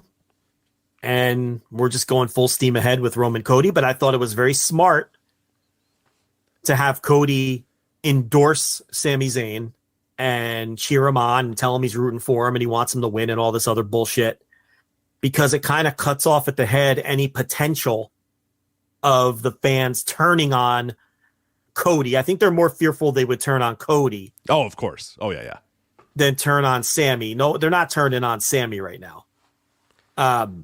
And really, once they book that segment, to me, that tells you all you need to know in terms of, you know, I don't think they're going to pull a fast one here and, you know, using the 2 nights of WrestleMania. No, I think this ends here, and then they're going to just what everybody figured, you know, weeks and weeks ago, which is then Sami and Kevin Owens, you know, beat the Usos for those tag team titles. And when you look at the, you know, the Raw rating this week, which was not a great rating, by the way. I mean, you know, they're down to 1.8 million and the 0.47. And look, we called this. I mean, they weren't going to sustain what they did for Raw 30 and coming off the Rumble. The question was, where does it settle? Do they settle at a new plateau? Do they go back down to what they were previously doing?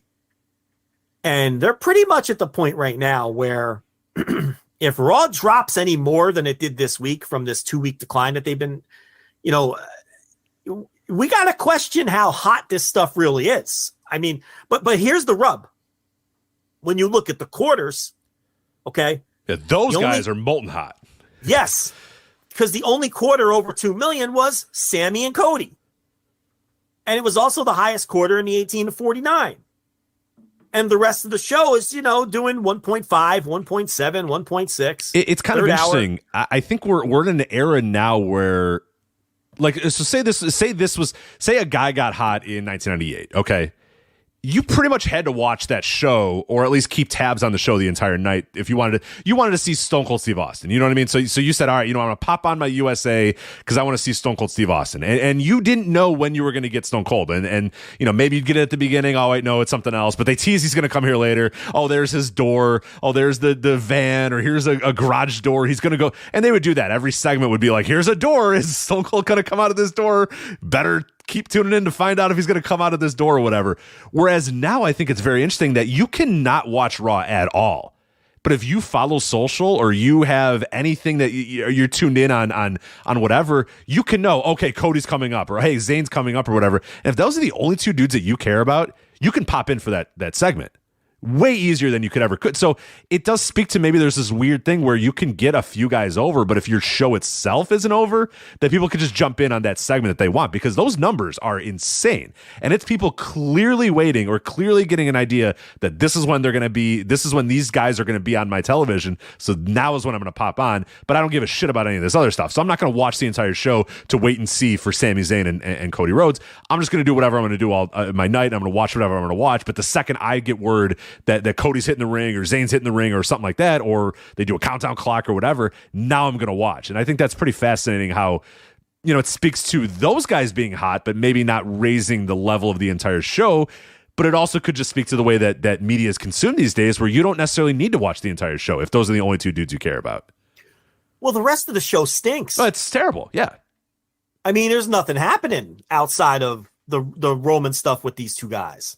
And it isn't even Roman. Like, he's never around. It's Sami and Cody that are carrying this shit. And, I thought it was brilliant to put them in the same segment. And it comes as no surprise to me, and probably no surprise to you, that Paul Heyman is behind all of this. I mean, he's putting all anytime this shit there's together. anything good that's booked in that company, it's usually Paul Heyman. Go back to the Brock stuff. You go to the early Ronda stuff. Like, it's everything with Roman, and now he's got a lot of influence here with the Cody thing. He put the segment where he went head to head with Cody together, and and he was probably smart enough to recognize, hey, look, if we don't have Cody endorse Sami, we could have a problem on our hands, especially if Sami's losing that match, which he probably is. Right. The last thing you want is for Sami Zayn to lose that match to Roman, and then the fans take it out on Cody, which is a danger that you could totally see that happen. Oh, for sure. I still think it's not out of the realm. I think that this endorsement is the right decision, but it's also possible that it could still backfire on them, and it could backfire, and it still doesn't work, and they realize, oh, okay, you were fucking us over, and you really want to push Cody, and you don't want to push Sami. Like, there does exist that possibility of it still happening. The thing about Cody, though, is he's a star, and he's gotten over, and he comes across like a star, and he comes across like a big deal, and they've booked him well, and all of those things. And the other great advantage that Cody has, another advantage that the company has with Cody, is that the hardcore WWE fan, they see Cody as their big win over AEW, because they stole AEW's mascot. Tony Khan came in, and he got all these different people to jump, and he kept scoring all these little victories over WWE and all of that. But they got Cody. They got one of the guys who orchestrated the whole deal. They got basically the guy that was the company mascot.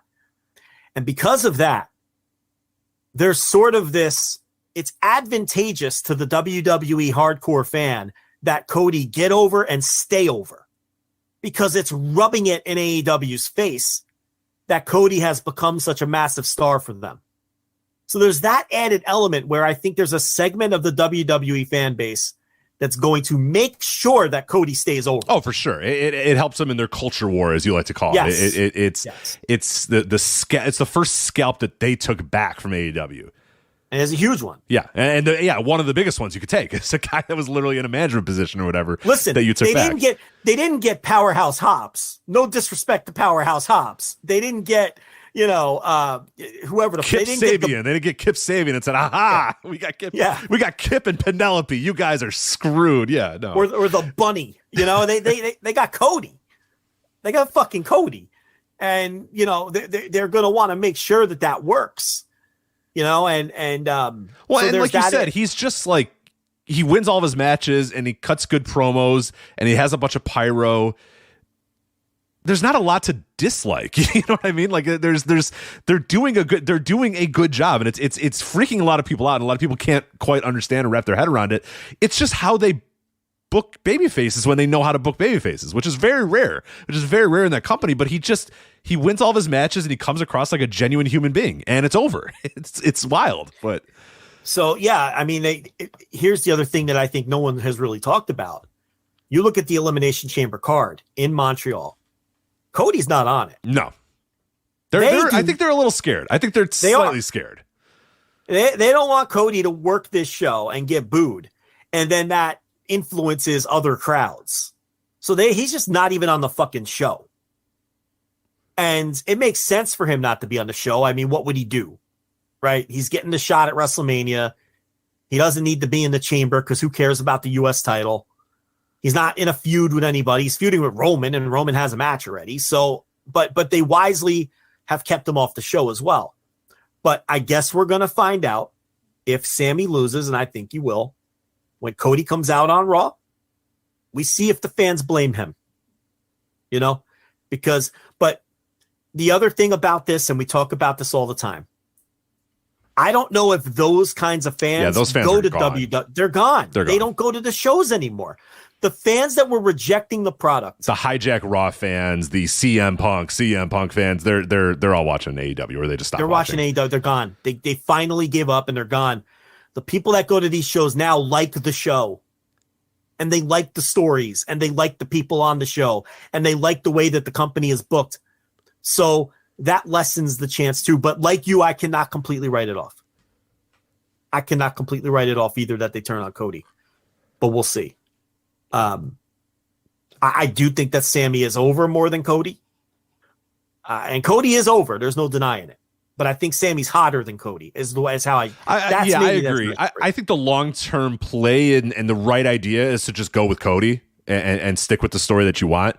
But if you're trying to ride the hot hand, it would be Sami. You know what I mean? You would say, fuck it, we're just going to go with Sami. But we've seen often that doesn't always result in the best. We go back a couple years into the Kofi Mania stuff where everybody was into the chase, and then the second he got the title, they're all like, we didn't, we're not that into Kofi. You know what I mean? Like, and then it was the same thing with Seth. Seth and Cody both got the stamp of approval, and then once they won the titles, everybody was just like, fans didn't care that much once they won. And I'm not saying that that's going to happen with Sami, but like it does feel like Cody is probably the more sustainable guy, whereas Sami, it's like, but if you want to just say, fuck it, let's just have this really cool, let's end this great story and yada, yada, yada, all sort of whatever you want to say, this Sami would be a great way to do it. But I don't think so either. I'm with you. I put it on record a couple weeks ago that I think it's the Uso is going to turn on Sami, the one that, forget if it was right hand man or I think it was nobody's bitch that turned. I forget. Who cares?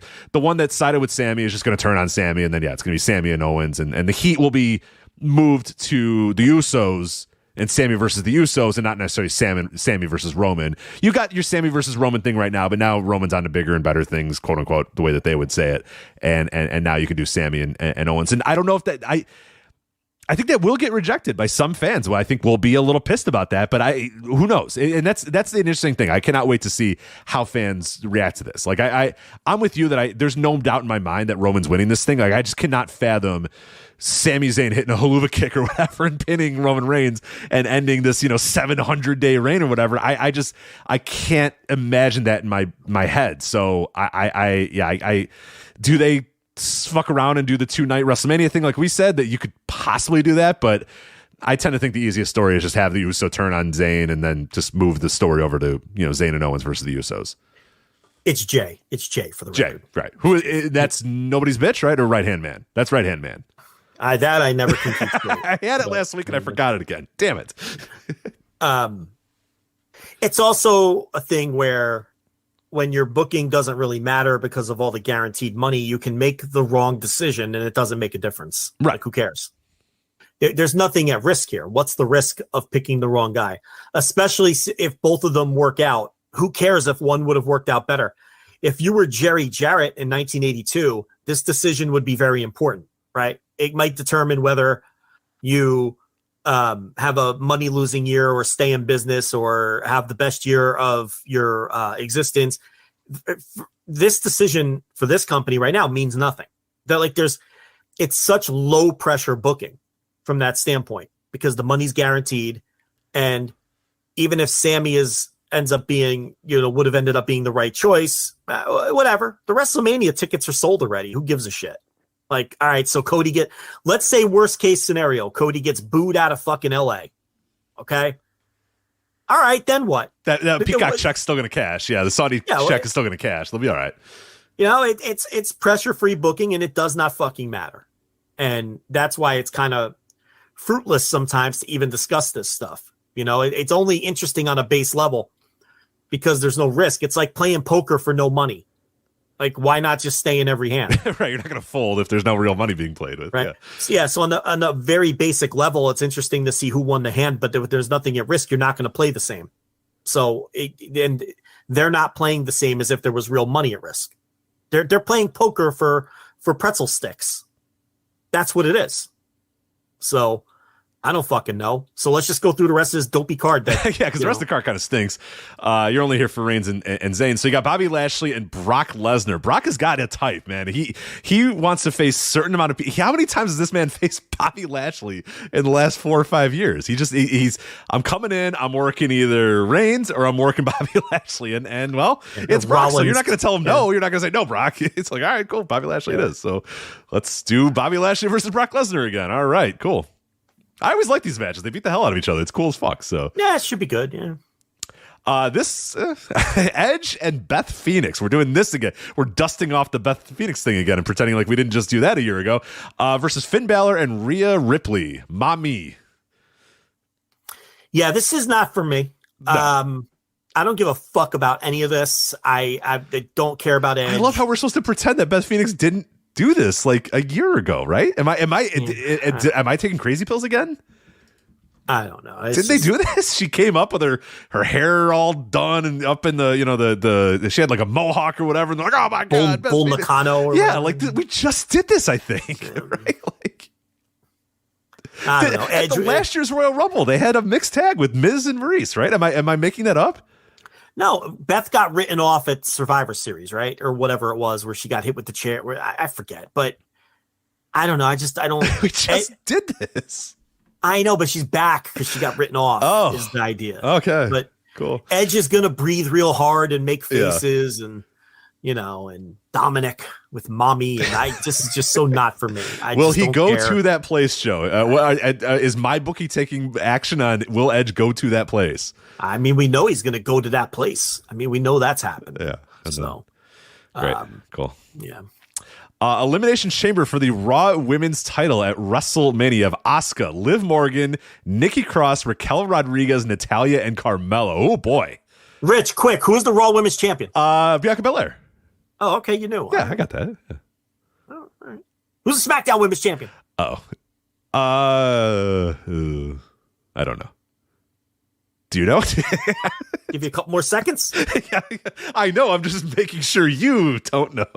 Oh, you know the SmackDown Women's Champion. Who is it? No, I have no idea. I'm saying you know, but you just need to, Charlotte Flair. Oh, yeah, of course. Right. So who will be facing Bianca Belair? I don't know or care. All right. Yeah, who could possibly... Raquel Rodriguez. There you go. Great. Cool. Let me ask... Who could possibly have a take on this? Yeah, who's sitting down going, all right, so you have Asuka. On one hand, you have Asuka. Let's work this out. Yeah, then you have Nikki Cross. No longer...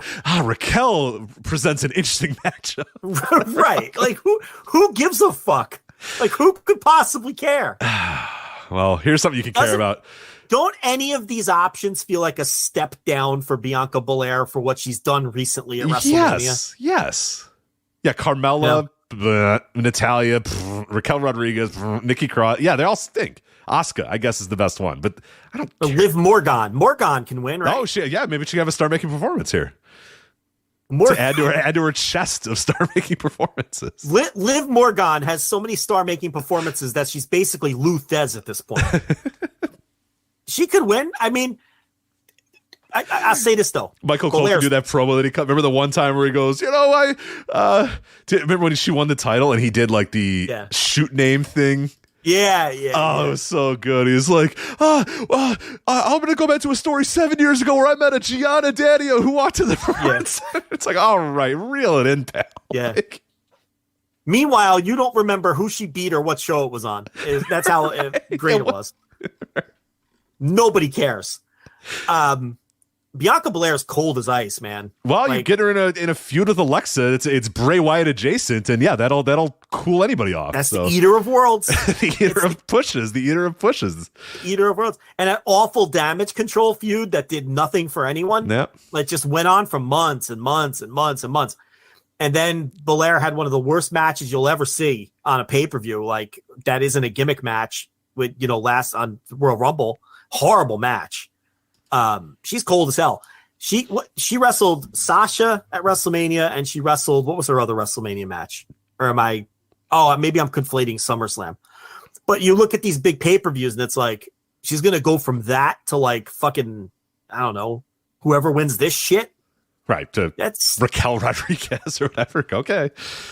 It's kind of like she's not exactly figured in, as they would say in Jerry Jarrett's day, right? Like it's such an afterthought. It's going to be like sixth from the top. Right. Which again, like, and we've been on this train for like 5 years that like, I think she's awesome. And like, I would just find, something for her to do at all times. Like it just doesn't seem that hard to book her and to figure out stuff for her to do and figure out ways to make her important on your show. But they have different plans. So she's the champion. And I guess for some people that's enough, but it's like, yeah, I just would probably make sure that when WrestleMania comes around, I have a good story for her and I have a big match for her and not, Raquel Rodriguez. Yeah. It's junk. And their fan base, though, to their credit and to their advantage, they have their fan base convinced that if someone has a title, they're super important, they matter, it's working. It's like that belt is a cure-all, which is why a lot of WWE fans, when they're critical of other companies, one of the first things they'll say about, so-and-so doesn't even have a title.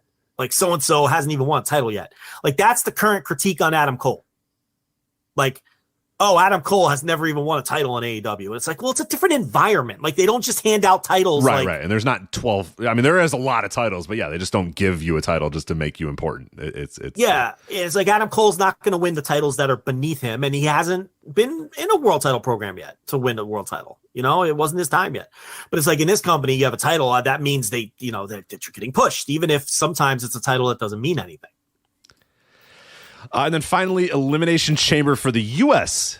Championship, the prestigious WWE United States Championship. Austin Theory putting his title on the line against Seth freaking Rollins, Johnny Gargano, Bronson Reed, Damian Priest, and Montez Ford. Yep. And that is WWE Elimination Chamber, Joe. That is a pay-per-view, a premium live event taking place on Saturday. So. Live instant reaction coming up. Well, Battle of the Valleys. There's Battle of the Valley. If we're gonna do an instant reaction, it's Battle of the Valley. But I gotta get mad about the dunk contest. My annual tradition of watching the dunk contest and being disappointed. Mac McClung, your boy. I know Mac McClung's there. So, coming up from the G League, right? Or whatever. Well, he's tangentially a part of the 76ers, but yeah, it's a G League guy. They have so few guys that want to do the contest that they're like, all right, look, anybody just show up.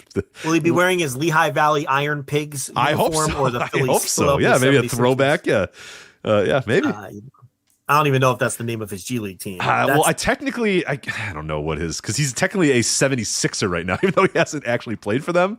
So I don't know. I'm not entirely sure what his G League affiliate is right now. I believe. If he's with the Sixers, I think he's a Delaware Blue Coat right now. Okay. The Delaware Blue Colts, but Blue Coats, but I could be wrong. So he should wear that uniform. Right? How sad would that be? Like Craig Hodges wearing the NBA uniform. All right. Do you remember that? Yeah. So for people that do not know, Craig Hodges won the 3-point contest one year. And then at the time they did a thing where like if you were in last year's contest, they wanted you to come the year later to, defend your title or whatever. But by that time he was off. He was no longer on the Bulls. He was no longer signed by a team, but they wanted him to come to defend his 3-point contest title. So he showed up in an NBA jersey. It just said NBA Hodges. So yeah. Yes. Incredible. Yeah.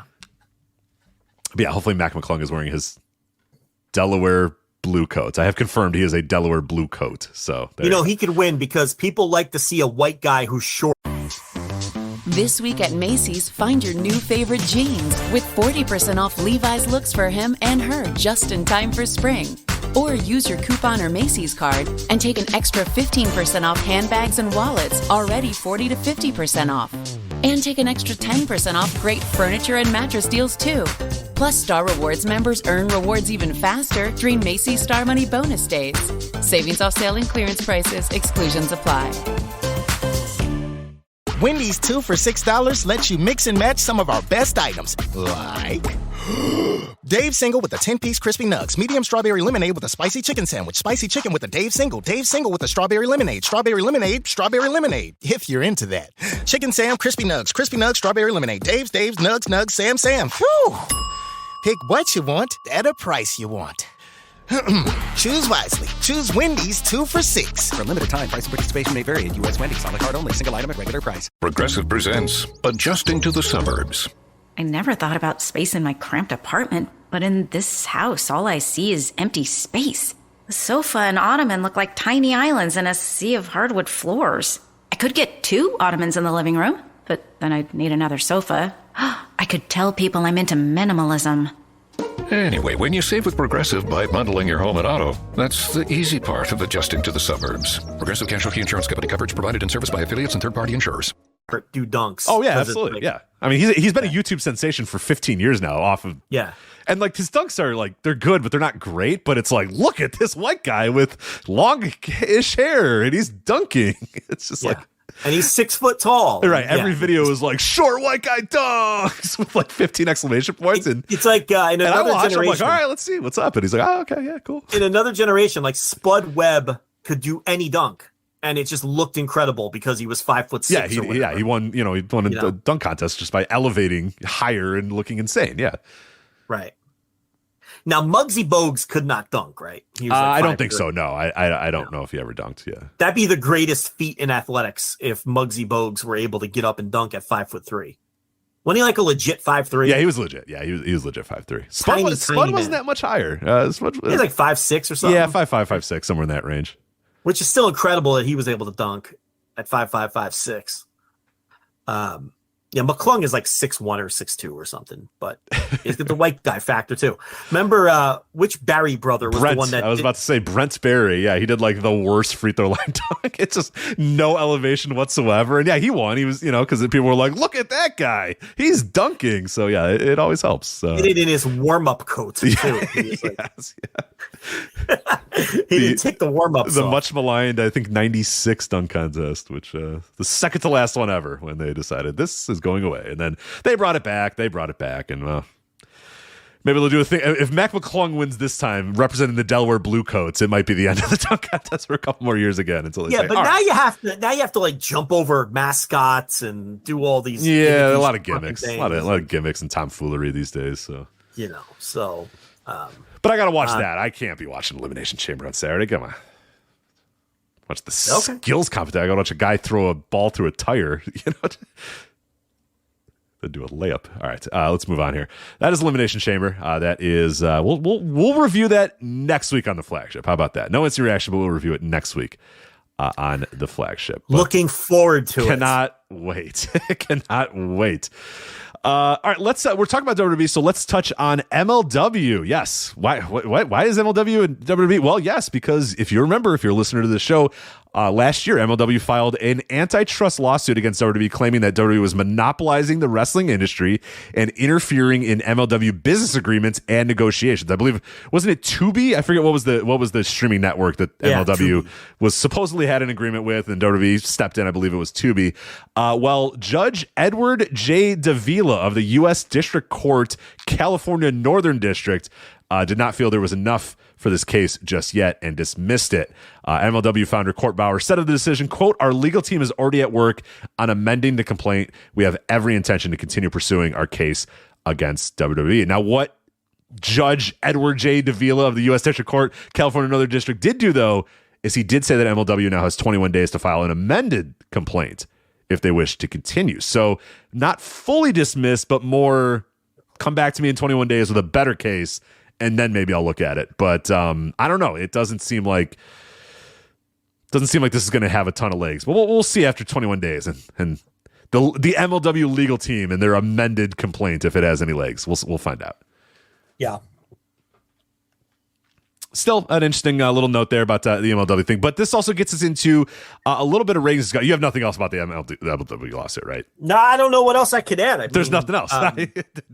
Judge Edward J. Davila, he gave us everything we need to know right there. He'd let us know. So this kind of does get into a topic that we did want to talk about, though. We talked about last week, MLW Underground and their ratings.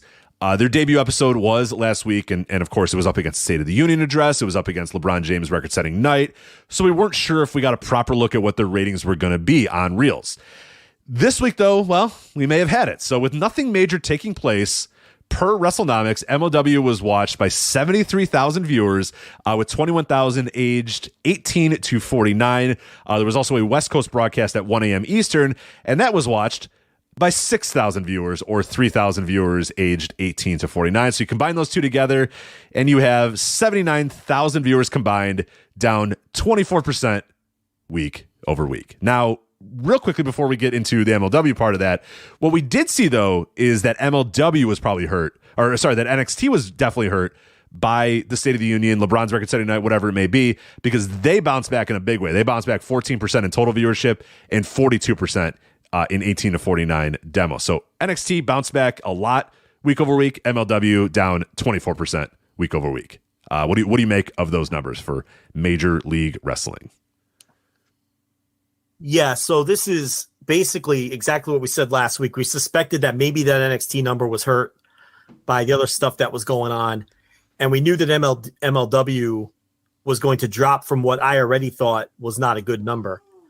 I did think that when you look at WrestleNomics, what was interesting, because what Brandon did was last week he combined the first run airing with the replay at midnight. And when you combine that, I'm looking for the number now, they did 104,000 total viewers. Whereas this week, when you combine the two showings, it still only comes out to 79,000 viewers. So they were down 24%, even when you combine the two airings.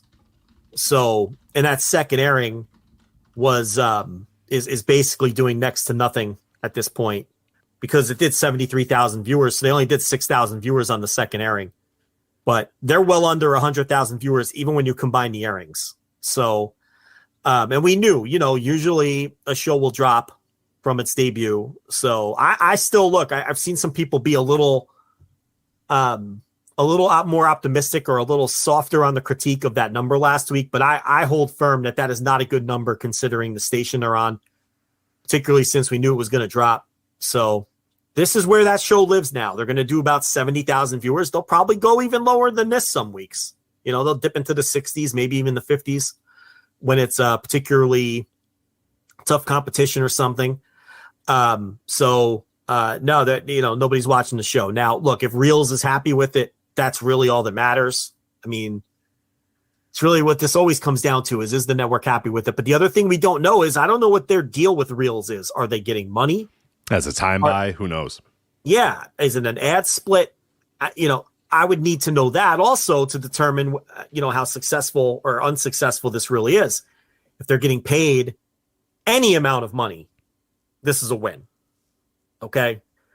If it's a time buy, I don't know. I almost rather be on BN if I'm going to do 70,000 viewers. If they're splitting ads, okay. But, if it's a time buy, I'd rather be on YouTube. Exactly. I could make some money on YouTube with some ads and other stuff like that. Yeah. If I'm buying time on Reels and I got 70,000 people watching, then yeah, I made a very, very bad deal.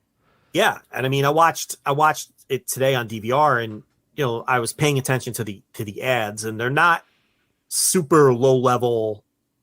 They're not ROH on Sinclair level ads. They've got some real commercials running on this thing.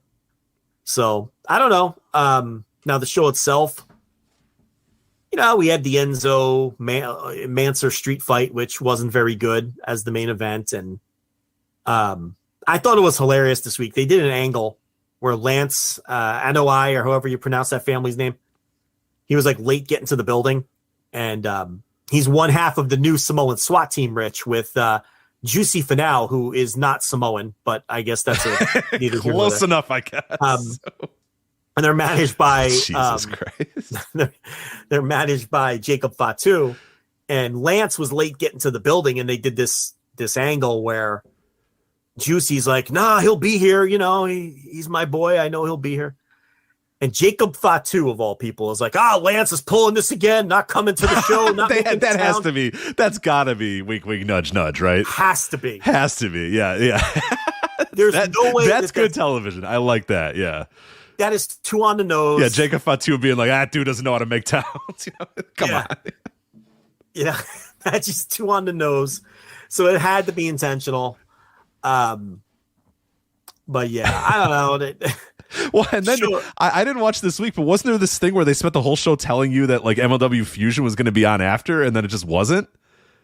Yes, it got canceled. No, not after, but like the next day. But yeah, they got delayed or something. They didn't air at all last week on Pro Wrestling TV, and this week they aired, instead of a new one, they aired Battle Riot again. The same Battle Riot. Are they going to air Battle Riot? They keep airing Stop Battle Riot. airing Battle Riot. We've seen it. It's yeah, so nobody needs to see Battle Riot 4 ever again. We're good. We got it. I know. I've seen it many times. We got it. We heard you.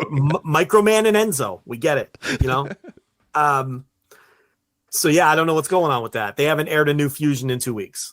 So and it's very mysterious as to why. Now this week they did air something, but they aired a Battle Riot 4 again. I don't know. So. You know, never stops. It never stops. It doesn't stop, and I'm sure. Like, if Fusion does stop, Fusion did stop for 2 weeks, but otherwise, in totality, the world never stops. And the lawsuit stops, but right, the lawsuit. Yeah, briefly, not a stop, a pause on the lawsuit. 21-day pause on the lawsuit. Yeah, but we'll probably talk about this for another week or two, and then.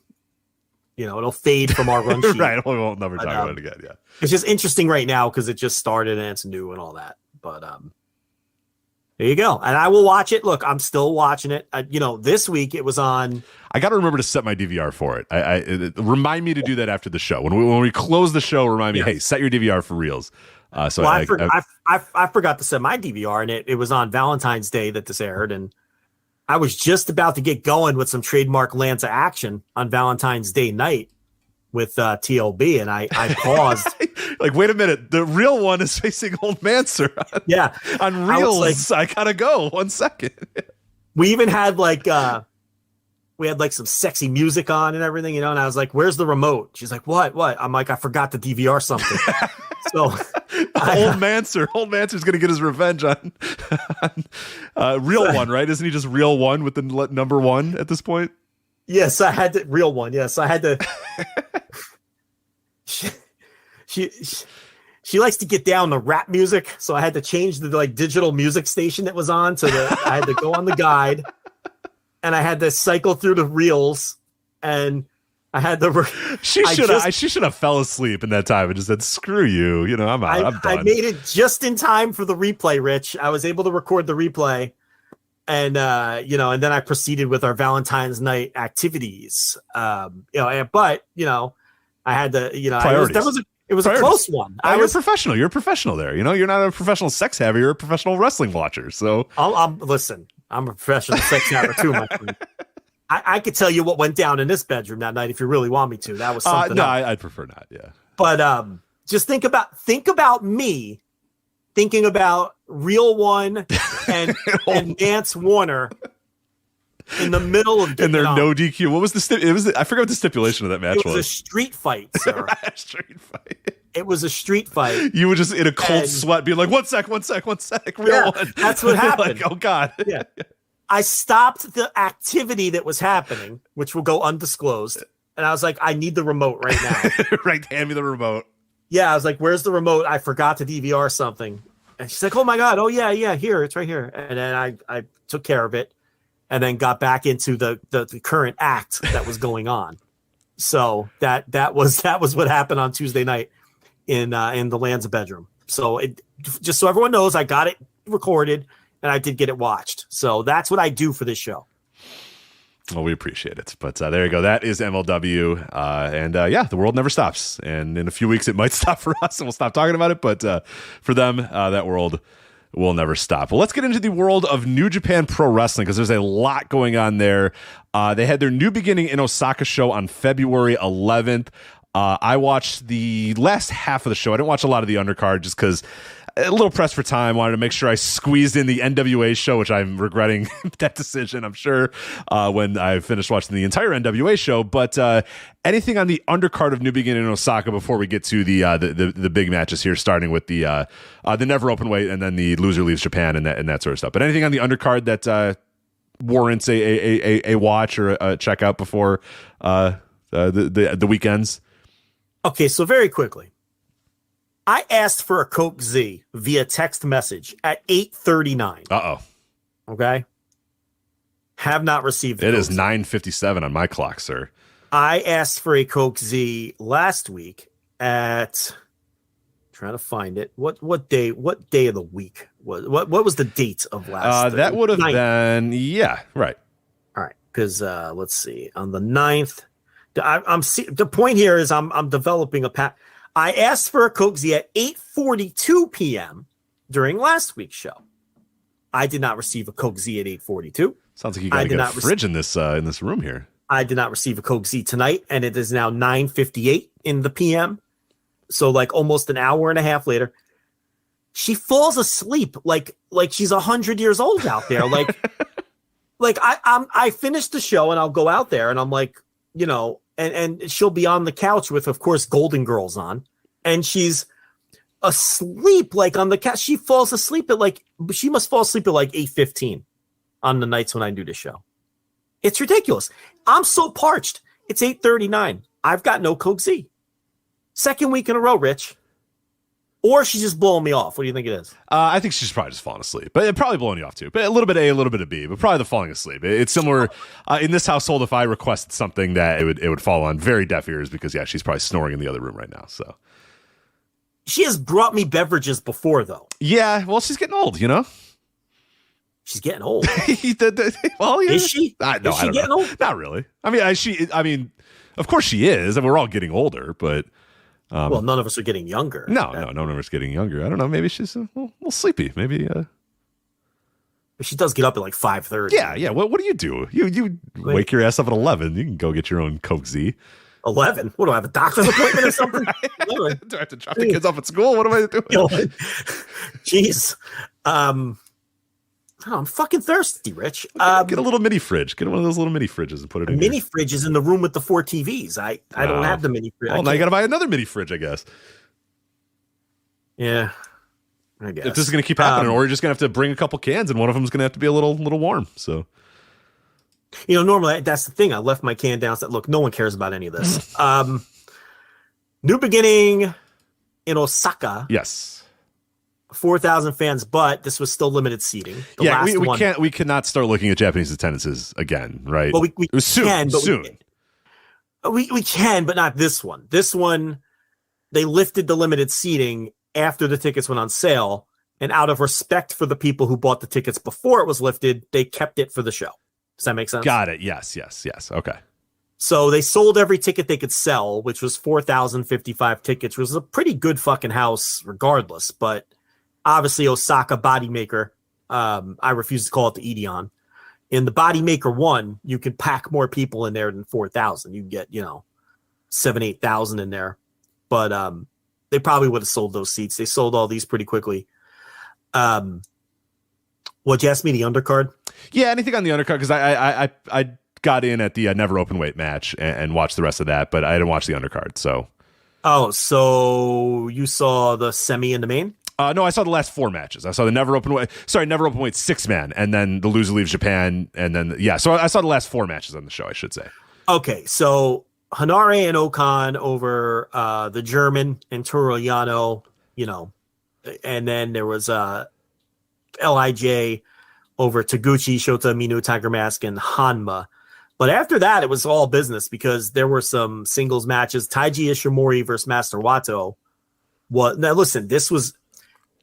I guess it's easier for me to tell you that I thought that everything on the show from Ishimori Wato on was pretty good, but nothing was great except for the main event, which was obviously incredible.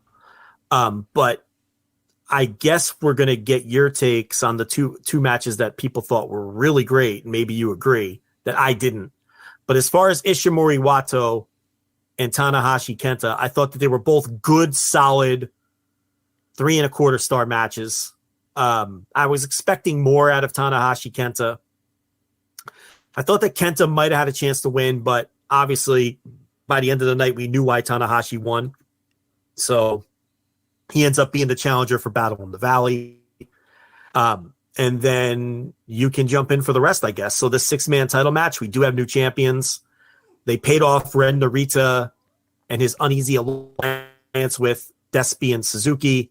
They work together well here, and they defeat House of Torture for the 6-man titles. And I think they have a chance to be a pretty decent 6-man title team. So what do you think of this? Yeah, I thought it was a good, a decent enough match. I like the team. I like the like you said, the uneasy alliance of Narita and those guys. So I enjoy that. It's a never open weight 6-man, so you can't get super invested in the title switches or whatever because it's ultimately a pretty meaningless title. But no, I thought this was okay, and I like that they kept it a little short. They did not keep the rest of the show short. I'll tell you that the rest of the matches all had a significant time, but I like that this was just 13 minutes, get in, get out. And yeah, I like the new champs, and I like the story behind those guys. So I'm into it, and yeah, I think there's a team with some juice, and there's a team with some juice and a story. It feels unique. It feels unique a little bit. It felt like House of Torture, and I know they didn't, but it feels like they've had those titles for like 3 years at this point. It just feels like, God damn it, how long have those guys had? And those it was titles? a totally and it was an inconsequential title reign. Right. I mean, all right. So Hikuleo Jay White, loser leaves Japan, and Hikuleo picks up the win here. I thought it was good, but a lot of people seem to think it was great. What did you think of this? Oh, I did not think it was. I don't know if I even thought it was good. I thought it was fine. We got it. I don't know. Creech Island. I guess it's a Creech Island. I guess because I watched this a couple days afterwards. So yeah, I was kind of taken aback when I saw some people thought it was like great, and I was like, hold on a minute. It's just long. Like it was very long. There was time. It really dragged on for me at times. I did not think it needed to go 25 minutes. And yeah, the ending was cool. And I like, the symbolism of Jay giving him the too sweet, and Hikuleo giving him the too sweet, and then choke slamming or whatever. Yeah, that was fine. But it was like, I don't know. It felt very long in the tooth, a little slow at times, a little plotting at times. And I'm just not that invested in this story.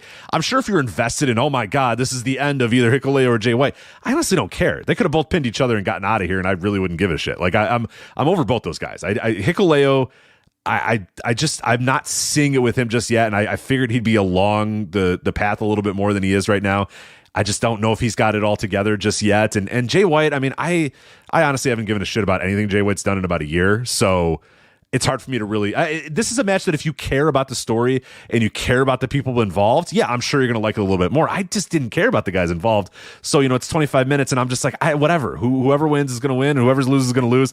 I honestly don't really give a shit. So, yeah, that probably affected a little bit. But I don't know. I thought the work was a little plodding, a little too slow, and just didn't really, I don't know, it didn't connect with me at all. So I think it was fine. I don't think it was terrible. But, I wouldn't, I don't even know if I'd call it good. And I would certainly not call it great. 7.59 by the inmates. I had it like 3.5, but I don't know. Maybe it was just our Slack, because everyone in the Slack seemed to think it was great. So Joel, in the co-host of the Super J-Cast podcast, obviously on the Voice of Wrestling Podcast Network, says that this is the bloodline for New Japan Freaks. And that's a great comp. Like, if you're into like where we have crazy pills anytime the bloodline thing is going on, that's probably what this is. Yeah, it's probably a great comp for it. So what'd you like better, the loser leave Japan, which we're not done talking about. When we talk about Battle in the Valley. We'll get that in a sec. What'd you think was better, that or Tamatanga Phantasmo? Because I thought they were about the same. I have them both at like 3.5. I thought Tamatanga and Phantasmo was way better than Hikuleo and Jay White. And that's possibly, again, I care more about these two guys. I thought the work from Tama Tonga and El Phantasmo was tremendous. And I thought the end of the match, the last, couple of minutes of the match were really, really good. A lot of good back and forths. The hope spots from Phantasmo, the crowd really wanting Phantasmo to win and stuff. I thought that match blew it away. I was surprised when I saw so many people thought that they were on comparable levels because I thought Tama Tonga and El Phantasmo blew it away. Like I'm probably 3 1/4 on the loser leaves Japan. And I think I'm 4 flat or 4 1/4, maybe a 4. Hey, Joe, you're doing the plus minus. I'm 4+ on Tama Tonga and El Phantasmo. Yeah. I thought it was good. I really, really liked it. I mean, was it a little too long? Yeah. Did it need to go 27 minutes?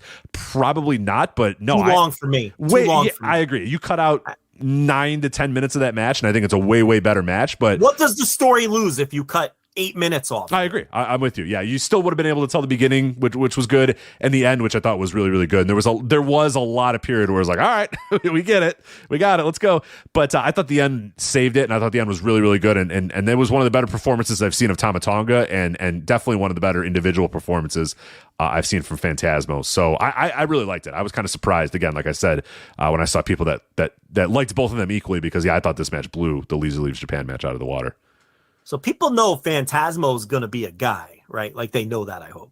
Like he's got the same trajectory as many others we've seen come before him that they have slowly elevated from. I mean, he got pushed big as a junior. He won all those tournaments. Yeah. He very rarely ate losses as a junior.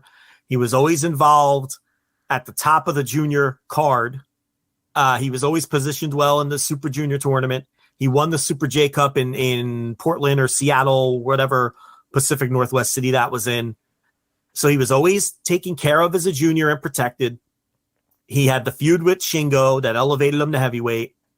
And it's very obvious from the start that the bookers, the people with the pencils here, have always thought highly of him.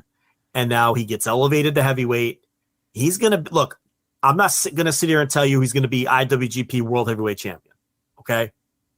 I'm also not going to sit here and tell you he won't. Like, I don't know if I'd bet on it, but he's going to get every opportunity, and he's going to be a player as a heavyweight. They like him a lot. Oh, it took heaven and earth for Tama Tonga to beat this guy. Tama Tonga had to do everything he could possibly do over and over and over and over again to beat him. And this.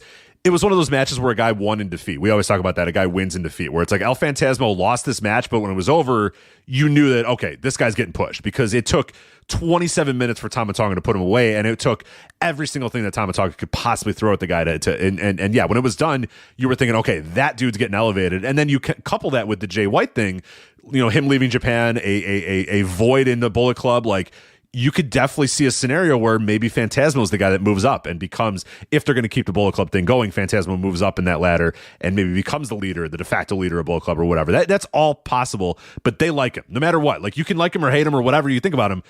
I'll tell you, is Gato and New Japan Pro Wrestling, the like you said, the guys with the pencil, they think he's a guy. So he's going to be a guy. He's going to be a guy in this company. So take notice now. Start being aware of it, because it's coming. Hey, look, he's good. That's the other thing. Oh, yeah. He's great. And when they brought him in, they wanted him to be the biggest shitbag possible. A big shitbag heel. And he excelled in that role. But I think it gave some people a negative impression on what he can do. And now that he's kind of dropped a lot of those facets of his act, people see that he's good. And what a lot of people may not know is he can also be a very effective babyface. And when they discovered him, he was working babyface. So they know that too. But he can work at a New Japan level. He's got charisma for days. They like him. He could be the Bullet, like you said. I think he could easily be the Bullet Club, quote unquote leader someday. No doubt about it. I don't want to make too many bold predictions, but he's definitely someone they like who I would look to, maybe not right away, but over the course. Everything's slow in New Japan. We all know that. No one's gotten a rocket pack since Okada, right? Maybe AJ Styles, you want to argue for him. They were even slow with Kenny Omega. Kenny Omega for a year was a junior and doing fucking he was sticking poles up Taguchi's ass, and we had to tell people, no, we trust us. We're gonna be right about this. Yes, he's fucking around right now, but he is going to be the biggest star in this company. He's gonna main event of Wrestle Kingdom. Just wait. We promise it's gonna happen, and it did. And I can't tell you I'm that confident in Phantasmo's trajectory, but he's got, they clearly like the guy, and you could see. If you follow the booking patterns of this company, it's so obvious what's happening here. So then Okada and Shingo, and I don't know. Dude, Jesus Christ. This match was fucking incredible. This is going to be in my top 10 for match of the year when the year's over. It's just going to be there. Top 10. It might get votes for number 1. It should get votes. This was fucking awesome. Like this was one of Okada's best performances ever. Yeah. We always go back to the Tenryu match because that was Okada being finally maturing into a wrestler that said, you know what, I'm in the ring here with Genichiro Tenryu, but I'm going to control this match. I'm going to tell Tenryu what I want him to do to me, and this is going to be my match now, and I'm going to let, we always talk about that, where he knew that he had made it clear, it was obvious to him and it was obvious to everybody that Tenryu just didn't have it to have like that kind of match with Okada. So Okada then, took control of the match and said, you know what, dude, just fuck me up, just punch me, and that's going to be our match now. We're going to change the whole thing, whatever plan we had, throw out the window. Beat me up, fuck me up. We're going to change the things, but I'm going to make sure that you have a great match on your way out, and I'm going to control it from here on out. I got it. Just trust me. And he's doing that to Genichiro Tenryu. You know what I mean? Like, and did it. And so we always look at that as like an all-time great Okada performance. This one may have been up on that level. I thought he was fucking spectacular in this match, and this new Okada with this edge, this kind of badass, fucking grumpy old guy Okada that we have now that's leading into the Kiyomiya match that we're going to talk about in a bit. I'm all in. I love it, and he's great at it. The smiling baby face, I do it for the people Okada. That wasn't what he was when he came up, and he was able to kind of fill that role for a little bit. But man, I am loving this Okada, and I just thought he was awesome. Shingo's just, what do you say? What platitudes do I want me to give you about Shingo? He's been fucking great for 15 years now, and he's going to probably be great for another 10 years or so at this rate. But I thought Okada's performance, one of the best Okada performances I've ever seen. And this match, more than anything that I've seen from New Japan in the last couple of years, was like, oh, okay. This company, nobody can do big time matches like New Japan Pro Wrestling, and nobody can do matches like this. Like you always say, AEW is great, and when AEW does great stuff, it's great, but they hit a little different. There's nothing like an awesome New Japan main event. There's nothing like it, and this was one of those that was just like, holy shit! When it's done, it's like, this is the best wrestling in the world. You know what I mean? Like, these guys are so much better than everybody else doing it in the world. It goes back to our discussion last week about, when you watch a guy and you say that guy's the greatest wrestler I've ever seen. I said Okada was my guy, and then this match happened, and I was like, yeah, look at this. When he was done, I was like, this guy's the greatest. Like, look at what this guy can do in this ring. He is just spectacular. But no, I absolutely love this match, and yeah, it's going to be in my top 10, and man, it might get my vote for match of the year. It's going to be in the running the entire year. I just thought this was spectacular. Just great. I loved every minute of it. It was so great. And my hot take was going to be that how often does Shingo Takagi have a great match or any match at all and just gets completely overshadowed by the other guy? And there was nothing wrong with Shingo's performance. Oh, Shingo was great. But Okada is just, man, I don't know if he's ever wrestled better than he has during this little run that he's been on here. He's been so good. And it is that little extra piece of violence that he's bringing to the table. He just has a different kind of mindset that he's bringing into everything he does. And it started in the back half of that Jay White match at Wrestle Kingdom, where I thought he was phenomenal. And the ferocity that he brought to the Kiyomiya tag where he attacked him. And now this match, and he was really, when you talk about the mechanics of a match and just the nuts and bolts and the real nerdy shit, these guys were flawless here. Both of their performances were just incredible. And, and for them to be able to create that level of drama in a match where people were 100% certain that Okada was going to win. I bit on a near fall. I knew the results of the match. And there was I forget what it did, but I went, oh. And I was like, wait a minute. I know that Okada wins this. Why did I just do that? I had a visceral reaction. I think it was a Major Japan or something like that. And he got the one, and like Okada, who's just a master of the 2.9999 kick out or whatever, he did it at like the last possible millisecond, and I was like, oh, like I know that Okada wins this. I'm well aware of who wins this match, but it got me still. And just a testament to these guys. Yeah, the match was incredible, and it would be my match of the year right now if not for Omega and Ospreay happened this year as well, which is for something to overtake that. It's going to be tough. It's going to be tough. Yeah. Well, it's going to have to be one of the greatest matches of all time because that match was right. So. We're going to have another match this year that is one of the greatest matches I've ever seen in my life, because that Ospreay Omega match is one of the 10 best matches I've ever seen in my life. Maybe one of the 5 best matches, maybe one of the 3 best match. It could be the best match I've ever seen in my life. I have to really think about it, but so I don't know if we're going to get another match on that level this year, unless Okada and Ospreay wrestle this year at Forbidden Door or something like that. But, this one is easily my number 2 and would be in most years sitting in the number 1 spot, begging for something to overtake it. And New Japan's back, baby. I mean, I thought it was back to Wrestle Kingdom. It took you a little more convincing, but I think New Japan's back. I can't wait for G1 in front of a real crowd for the first time since 2019. And, this whole show was really good. Yeah. It's like I didn't think anything else was great on the show, but it was a really good show that was watchable from start to finish with a fucking awesome main event. And it leads in and then Tanahashi challenging Okada, which I thought Kenta would win because Kenta's facing Fred Rosser for the strong title, but I guess they don't really give a fuck about that. And it's gonna be Tanahashi Okada main event of Battle in the Valley, and I love how Tanahashi Okada has kind of become sort of this go-to match when they go to the United States, which was something that we thought was a good idea at the time when they did it the first time in Dallas, where it's like, all right, we've kind of run this thing into the ground in Japan, but U.S. fans are going to treat it like it's something special because it was the defining match of the Western New Japan fan. Right. It's this generation Steamboat and Flair or whatever. And if you can bring that to a town, if you can bring that to a place, then you do that because it's just holding it's in such high reverence or whatever that you're special if you're seeing Tanahashi face Okada. I saw them face off in a tag match and I saw a building do, they both tagged in and the whole building stood up and cheered. It was in Chicago. It was at the Frontier Fieldhouse in Chicago Ridge or whatever. It wasn't even a singles match, but it was like those two guys got in the ring and everybody in the audience just stood and gave them a standing ovation just for those two dudes being in the ring together at the same time. I mean, that's just that's the level it's on. Yeah, and it's smart. And this awful discourse that Mone should go on last is it's utter nonsense. Listen.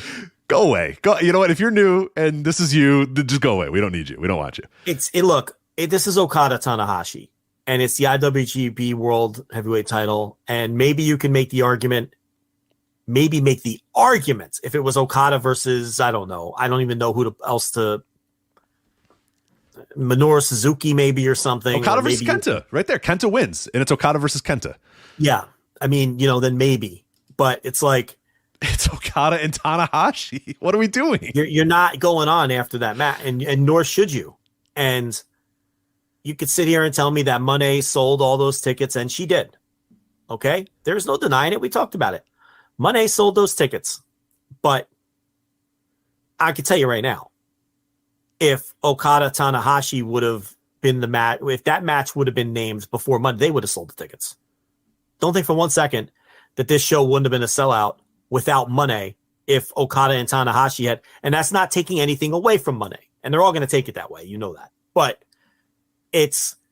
don't think for one second that this is a match like Okada Tanahashi isn't a match that also couldn't have put 2,000 people in San Jose. It would have. Okay? Do you know how I know that? They put 5,000 people. I was going to say you were at a building that had more than 2,000 people in there for the main event. Yeah. So they're going to sell 2,000. They would have sold the tickets too. And I'm sorry, but it's a much bigger match. It's a historical match, and it's for the IWGP World Heavyweight Title. So It should go on last. It deserves to go on last. And that's just the way New Japan does things. Okay, this ain't WWE, this ain't AEW. Take that shit and hit the bricks. Okay, it doesn't. Monet should not main event, and she will not main event. Not this show. And maybe there will be a New Japan show. I'm sure there'll be New Japan shows that she main events. In fact, I'm positive of it. I'd be willing to bet that. You're not main eventing over Okada Tanahashi. You're not going on last. It's not happening. It just isn't happening. It's absurd. And, it's not even something we should be wasting our time on, because half these people are probably 15 years old that are complaining about this. Right, yeah. But, and New Japan doesn't give a fuck. They just don't get it. Well, they just don't get how the business works. It's fine. You're new and you don't understand how this company. But yeah, you're not going to main event over Okada and Tanahashi. I'm sorry. No, it's completely absurd. Yeah, it's completely absurd. So to even suggest that shouldn't be the case. Now they're billing them as co-main events, which that's good. That's good. That's and important. I don't have a problem with it either. Yeah. Like that's if you want to make this title important, this women's title, and you're paying money, whatever you're paying her, and you want her to be a key figure in this New Japan Strong rebranding thing, that they're calling the New Japan show Strong in the US or whatever, then you absolutely should do that. And the goal all along was to build this title around her and elevate it and make it important and, show Americans how women's wrestling should be done right. All those goals they have. I have no problem with the co-main event thing, but it shouldn't go on last. It just shouldn't. So, those two matches are set. And we got Sabre versus Clark Connors for the TV title. Fred Rosser versus Kenta for the Strong title. And I really don't know what the future of that will look like with this sort of rebranding. Motor City Machine Guns, who a lot of people probably aren't even aware, hold a set of New Japan titles, will defend the Strong tag team titles against West Coast Wrecking Crew. And then we've got Homicide versus Tom Lawler. I'm saving the Kingston White match because we're going to talk about that. Adrian Quest, a.k.a. Young Flago, who does not play. Josh Alexander, Mascara Dorada, and Rocky Romero versus Kevin Knight, Kushida, the DKC, and Volador Jr. A lot of names in that match that maybe should have been in something a little more substantial, but getting them on the card. And then the two pre-show matches, Bobby Fish versus David Finlay, which I think can be a tremendous pre-show match, and Jared Kratos versus Alex Coughlin. So let's talk about Eddie Kingston versus Jay White. Let's do that. Yeah. So a new caveat to that, if you're looking at our run sheet, our topics and run sheet that we put on flagshippatreon.com, it does say, or it did say earlier today, that it was, a match and loser but now it has been, the new caveat of that match is now loser never wrestles for New Japan Pro Wrestling again. I forget it. What was the exact wording that New Japan used, but loser leaves Japan. Well, that was the Jay White. Yes. Now, which one are you talking Hikuleo. about? I'm now talking about the Eddie Kingston Jay White one. Oh, the Eddie Kingston Jay White. I don't know the exact. Loser leaves New Japan Pro Wrestling is the stipulation now for that match. Right. So Kingston could hypothetically beat Jay White, and then Jay White, this would be a loser leave town match, whereas Jay White versus Hikuleo was loser leaves Japan, which was the kind of the difference. Because, right. Which we, and we talked about last week that there's always the caveat of, okay, maybe Jay's sick of going to Japan. Maybe they really want to build this U.S. property. Maybe they want Jay White to do AEW and also do whatever it may be. Okay, then this stipulation works out perfectly. Then you then tell Jay White, hey, you're done in Japan proper, but you can still work for us. You can work for there's a way we can work with you here where you don't leave. You're not going to WWE or whatever, but you're sticking with us, and there's ways around it, and that's what I thought that caveat was. Now it gets a little more interesting with this match where now it's loser leaves New Japan Pro Wrestling. Jay White told AEW 2 years ago that he had a 7-year New Japan contract. Okay. I believe that he said that because I don't believe that AEW would lie to Dave Meltzer about that. And I don't believe that Dave Meltzer would make that up out of thin air. Would Jay White lie to AEW and tell them he had a 7-year contract when he only had a 2-year contract, or however many years ago that was? I don't even, but it wasn't 7 years ago is the point. I don't know, but that'd be a really dumb lie to tell, because all it's going to do is hurt your leverage. You would want all right. Of the you should want everybody to think that your contract's always coming up so you can make more money. Right. So now all of a sudden we're being told his contract is up and he's leaving the company. And first they do this weird thing where it's loser leave Japan. Now they're doing a loser leave town with Eddie Kingston. And Kingston doesn't even work for New Japan. What's odd is, and Fightful reported his contract's up. No other outlet has put their name on that or reported that. Dave Meltzer hasn't reported that, not to my knowledge. Mike Johnson hasn't reported that. Nobody else. There's just so many red flags, and that doesn't mean I'm putting down Sean Ross Sapp's reporting. I'm sure he was told that Jay White's contract is up. So that's not the point of this. The point of this is he says he has a 7-year deal. Now he says his contract's up 2 years later. Now there's that weird stipulation last week, which people took as leaving New Japan, but it was only really leaving Japan. There's the fact that 2 years ago, I reported that he was tired of flying back and forth to Japan, tired of the COVID shit, tired of going to Japan in general. A lot of red flags, and it all adds up to, is it possible?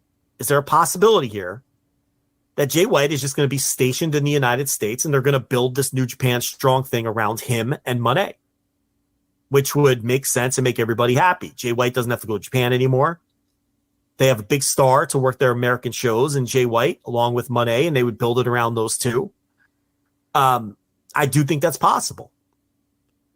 Maybe Eddie Kingston beats him and he really is leaving. I don't know. Or maybe all of this is just work. And Jay White did an interview where he said, I have a lot of possibilities on the table. Impact, WWE, hold on a second. Impact? Yeah, why was Impact first?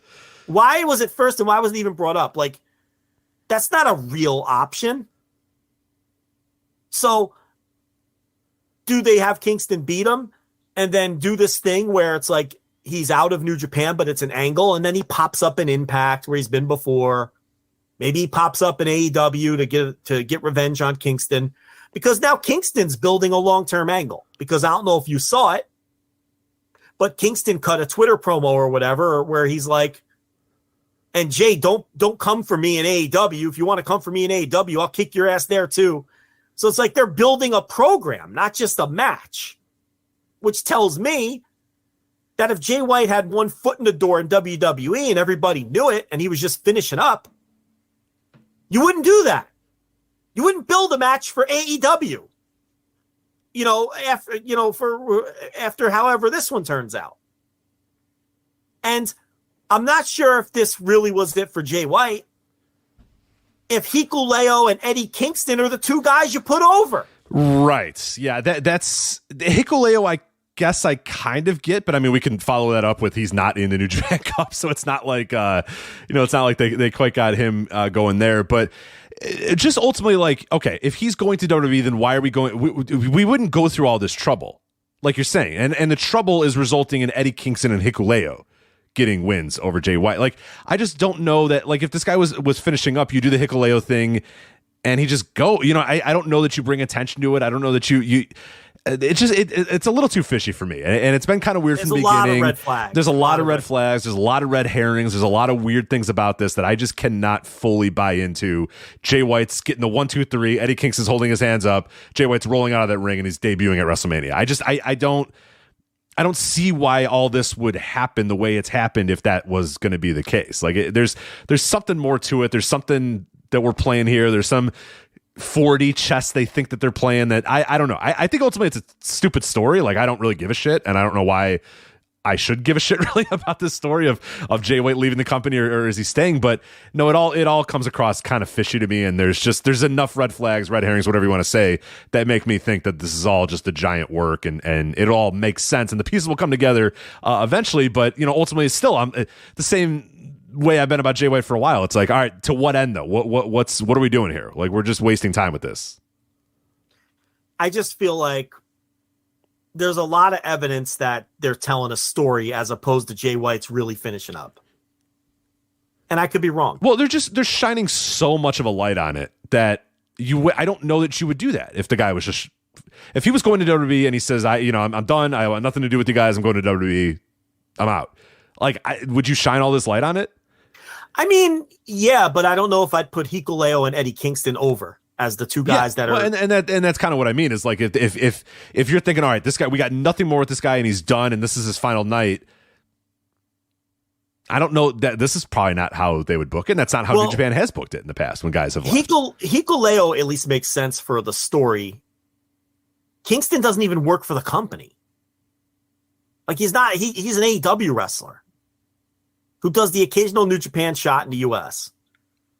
That's how we're sending Jay White out. I mean, wouldn't you do it with a bigger angle, a bigger program?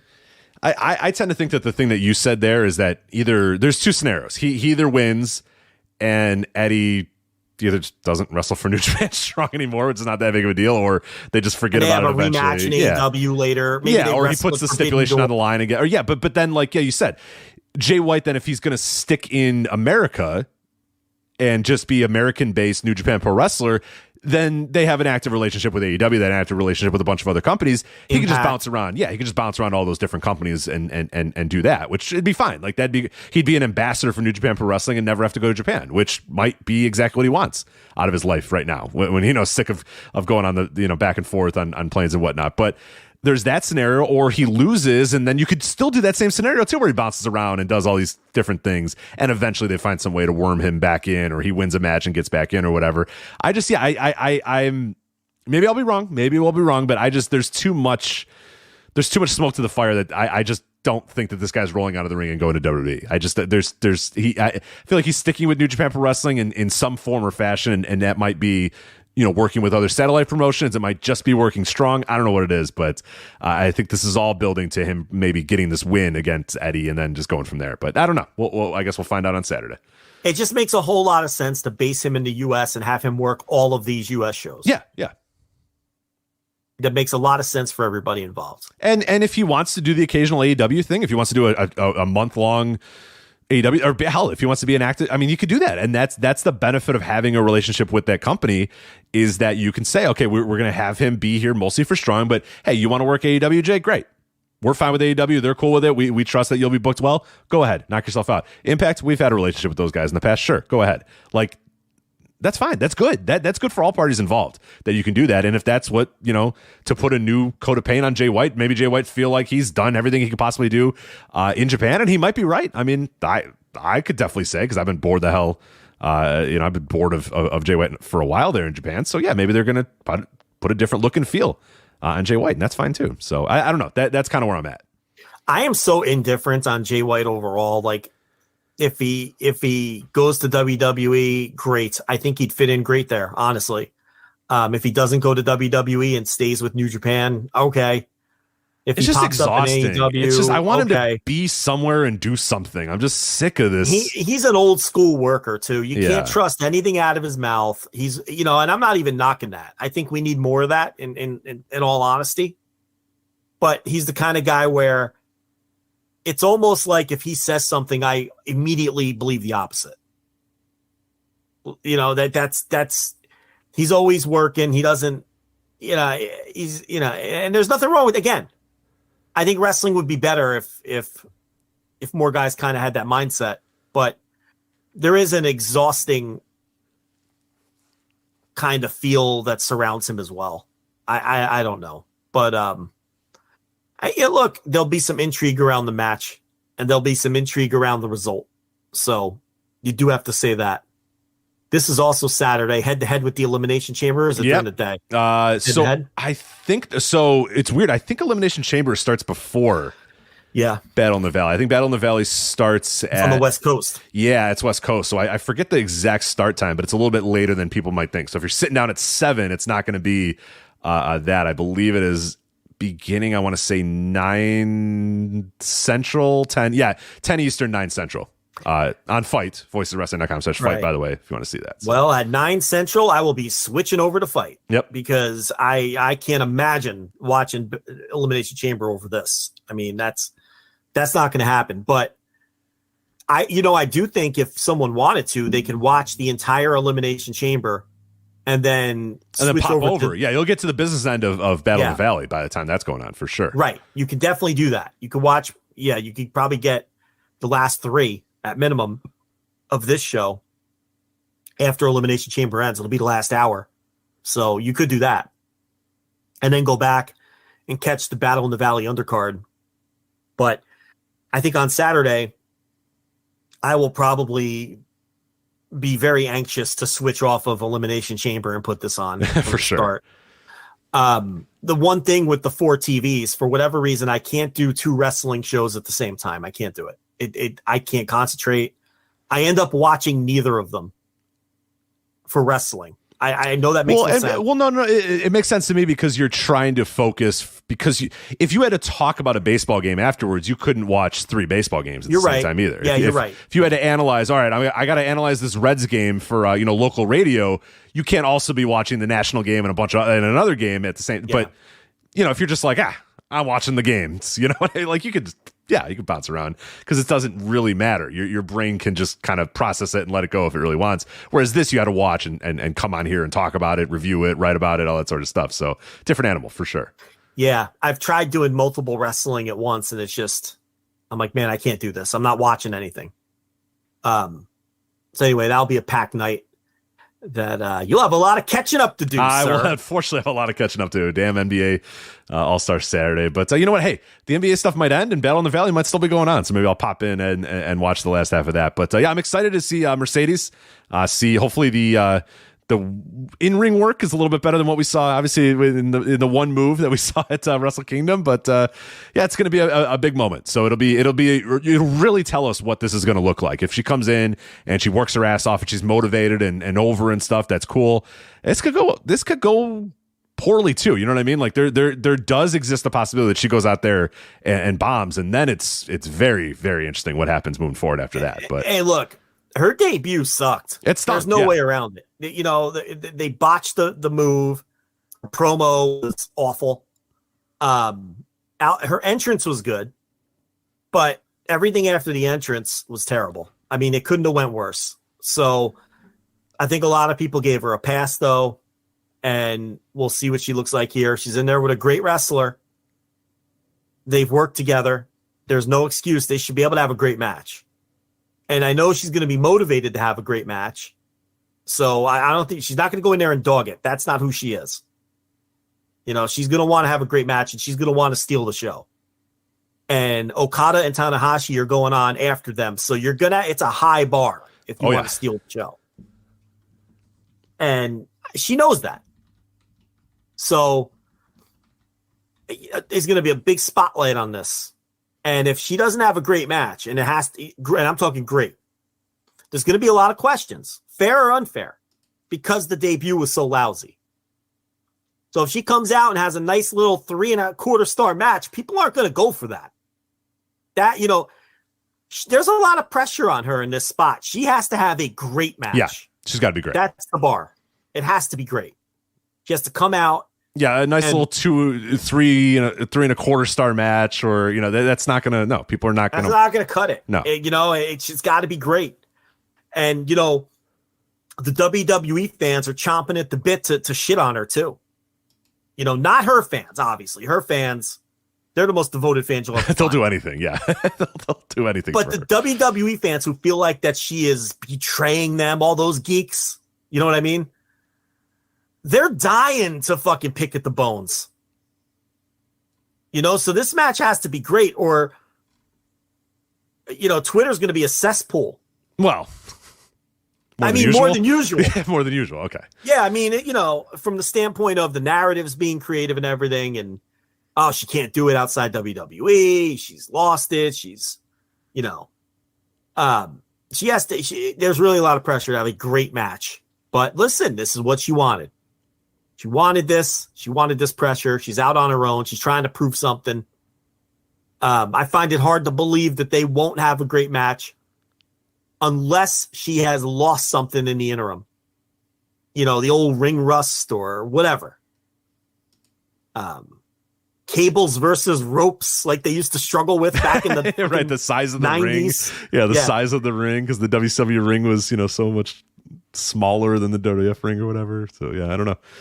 All right, well, that's Battle in the Valley. Yep. And then this Saturday on Fight, voiceswrestling.com/fight. If you're going to order that show, make sure you use that link. And we'll cover that next week.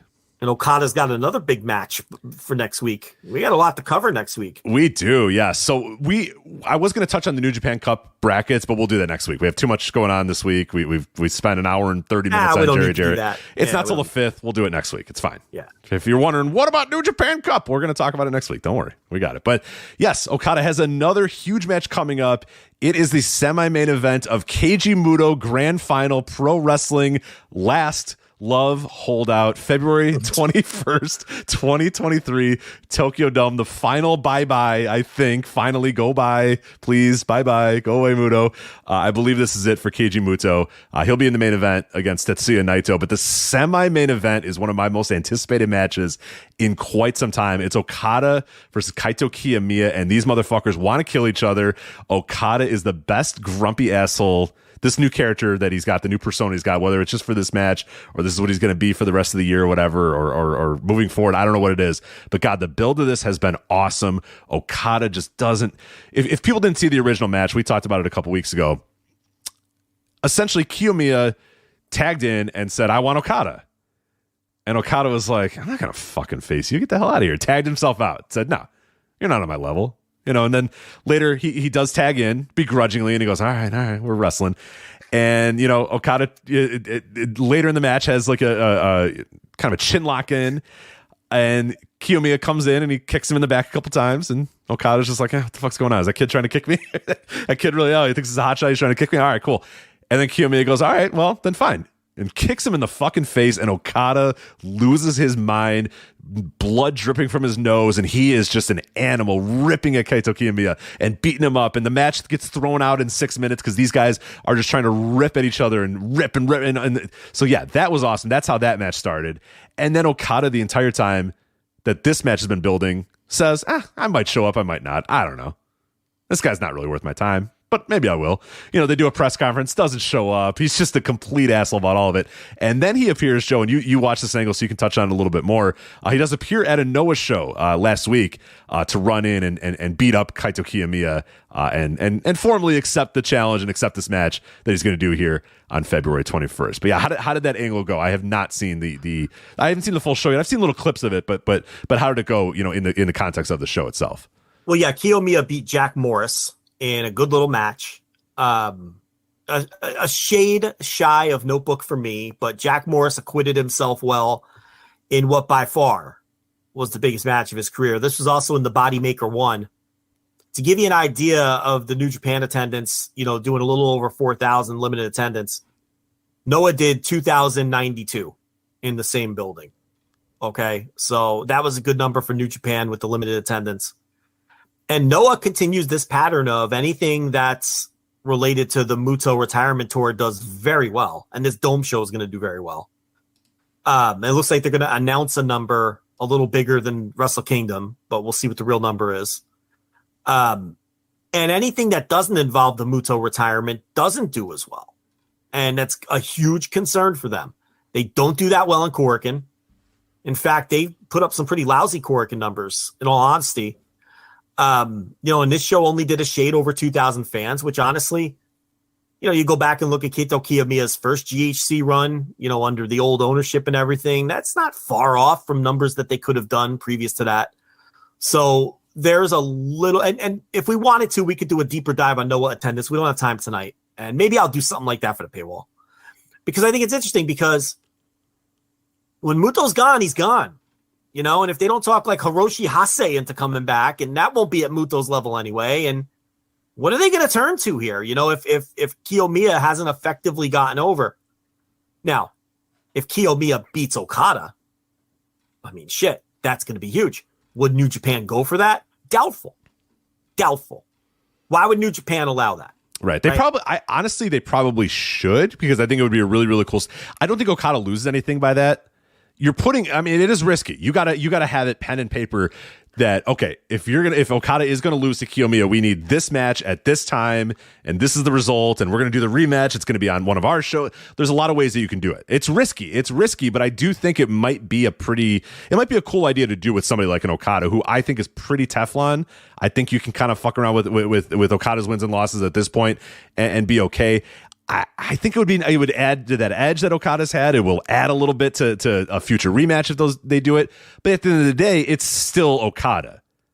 It's still Kiyomiya. It's still New Japan is in the driver's seat of this thing. Make no question about it. Absolutely. We're bringing our big star to your show for you, but it's because we're being nice. And honestly, I mean, look, at least for Western fans, Kiyomiya Okada's the match, not Muto Naito. Right. Not Muto Naito. Maybe not in Japan, but for people listening to this, more people are jacked up for this Kiyomiya Okada match because it's been built so well.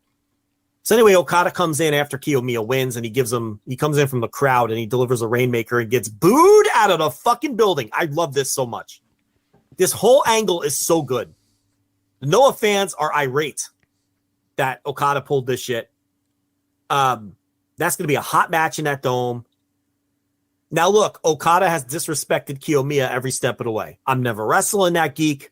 A year ago, who is he? I don't know his name. Right through the disrespect in the lead up to this. Now he jumps him. And then the promo was something to the effect of, listen, you little asshole, you want a match with me? All right, I'll give it to you, as his dead body's laying there. Just total disrespect.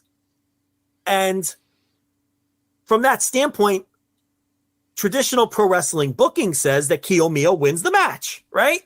That's how you do these things. But I just can't wrap my head around that. No, I mean, we just had a scenario happen a couple weeks ago where you and I both thought, well, you know what? Or at least I thought. I was like, man, I think Kano's probably going to beat Naito the way that they've built this up, where Naito said, you're a fucking geek and you're not on my level and you don't belong or whatever. And then Naito just beat the guy. And it was like, oh, all right, well, nevertheless. Yeah, and it's like, I just can't wrap my head around New Japan going for that. And even if Okada gets his win back on one of their own shows later on, the only way that you can rationalize it would be when Kadani and Tsukubayashi talked about how coming out of the pandemic, wrestling has to come together and help each other to crawl out of this thing and get back to where we were. And there is something to that in Japan. In America, fuck that. They'd never work together. You know what I mean? In Japan, it's more likely that the egos would be put aside, the competition would be put aside, and they'd say, look, we're coming out of this tough pandemic. We need to put some attention and some spotlight on wrestling. And if New Japan feels it's best for the pro wrestling business for Kiyomiya and Okada to trade wins, because there's no way Kiyomiya is ever beating him and then that's it. They would trade the wins. Oh, of course. Yeah, Okada's getting the win back. Then that's the only way I can see it. And I still have a hard time with it. Yeah, I think that it would be smart for them to do that and to build and say, okay, it's going to be better for all of us. It's going to be better for New Japan. It's going to be better for Noah. It's going to be better for Japanese wrestling in general, just the business of Japanese wrestling. If Kiyomiya wins this match and we come back at Dominion, Okada then has this new edge, this new character that he's going to do for the next half of the year or whatever, where he's fucking pissed off and he wants his revenge or whatever. And then Kiyomiya is going to come to Dominion on their terms in a New Japan ring, and Okada's going to get his win back, hit that Rainmaker, and all will be right in the world. I think that that's a good way to do it. It helps Kiyomiya. It helps, New Japan maybe draw another house in Dominion. Maybe it gets Noah fans interested in New Japan. Maybe it gets New Japan fans interested in Noah. Like you said, Japan is a way where, and it's not always it doesn't always go this way, but there is an idea that, like, hey, if we're just growing interest in professional wrestling, we're going to raise all ships. This higher tide is going to raise all ships. Whereas in America, it's like, fuck you, we want to put you out of business. You know what I mean? Every company wants to put every other company out of business. Yeah. The end goal. WWE would love to put AEW out of business. AEW would like to do the opposite. They would never look at the post-pandemic and say, you know what? Let's work together to try to get more people watching wrestling. It would never happen in a million years in America, but in Japan, it does, and it has happened numerous times. Go back and look. Anytime you see a swath of random, joint shows, it's probably that the business is in the fucking tank. You know what I mean? Or something's not going well for the companies that are doing this, and they'll do that. They'll dust it off. And this used to be commonplace throughout the mid-2000s. You go back and look at mid-2000s, there's a lot of, hey, this company and this company, hey, they're coming together for a show or whatever. usually not good. It's usually a bad sign. It's usually that we're trying to raise both, get both companies a little bit, more publicity. So I think there's a way to do this that it works out okay, and it ends up being better for both parties. But you're right. It does seem it's hard to get in the headspace that Okada's not just going to hit that Rainmaker 1, 2, 3 and shove this guy out of his ring and do the Rainmaker pose in the middle of the ring. It's just hard to believe. It wouldn't hurt him to trade wins at all. No. I agree. But it's be hard for New Japan to let that go because they're in the driver's seat so clearly. Yeah, and look, there's a way for Kiyomiya to lose and still come out a winner. It's pro wrestling. We've seen a million times. There's a way where he can lose the match and come out better for it. But if that were the case and this were planned out long enough in advance, I would have made sure he wasn't champion when the match took place if I were Noah. But Noah is booked so poorly that who knows if they even care or are thinking about that. So, but if it were me and I knew Kiyomiya would be losing to Okada, I wouldn't have any problem with him doing it if he wasn't my champion. Because again, even in defeat, he can come out ahead. But as champion, that kind of makes it it's a sketchier situation to me to have your champion lose to the other guy's champ. But New Japan has the high ground, and if they want to put as many people as possible in this dome, and they felt that was a super strong semi, and it is, maybe make that concession. And maybe New Japan says, look, here's the other piece of it. Maybe New Japan says, all right, if you want Tetsuya Naito for Muto, and you want Kazuchika Okada on this show, here's what we want. Okada to pin Kiyomiya center of the ring. Right. And then what do you say if you're Noah? Oh, especially Noah. I mean, they'll gladly give that guy up. Well, you don't even have a choice because then who does Muto face in his retirement? Right. And again, it's another thing of Muto kind of running the show there. And if he wants to face Naito, you got to do whatever you can do to let that happen or get that to happen. So yeah, because you don't have anyone big enough for Muto to face in his retirement.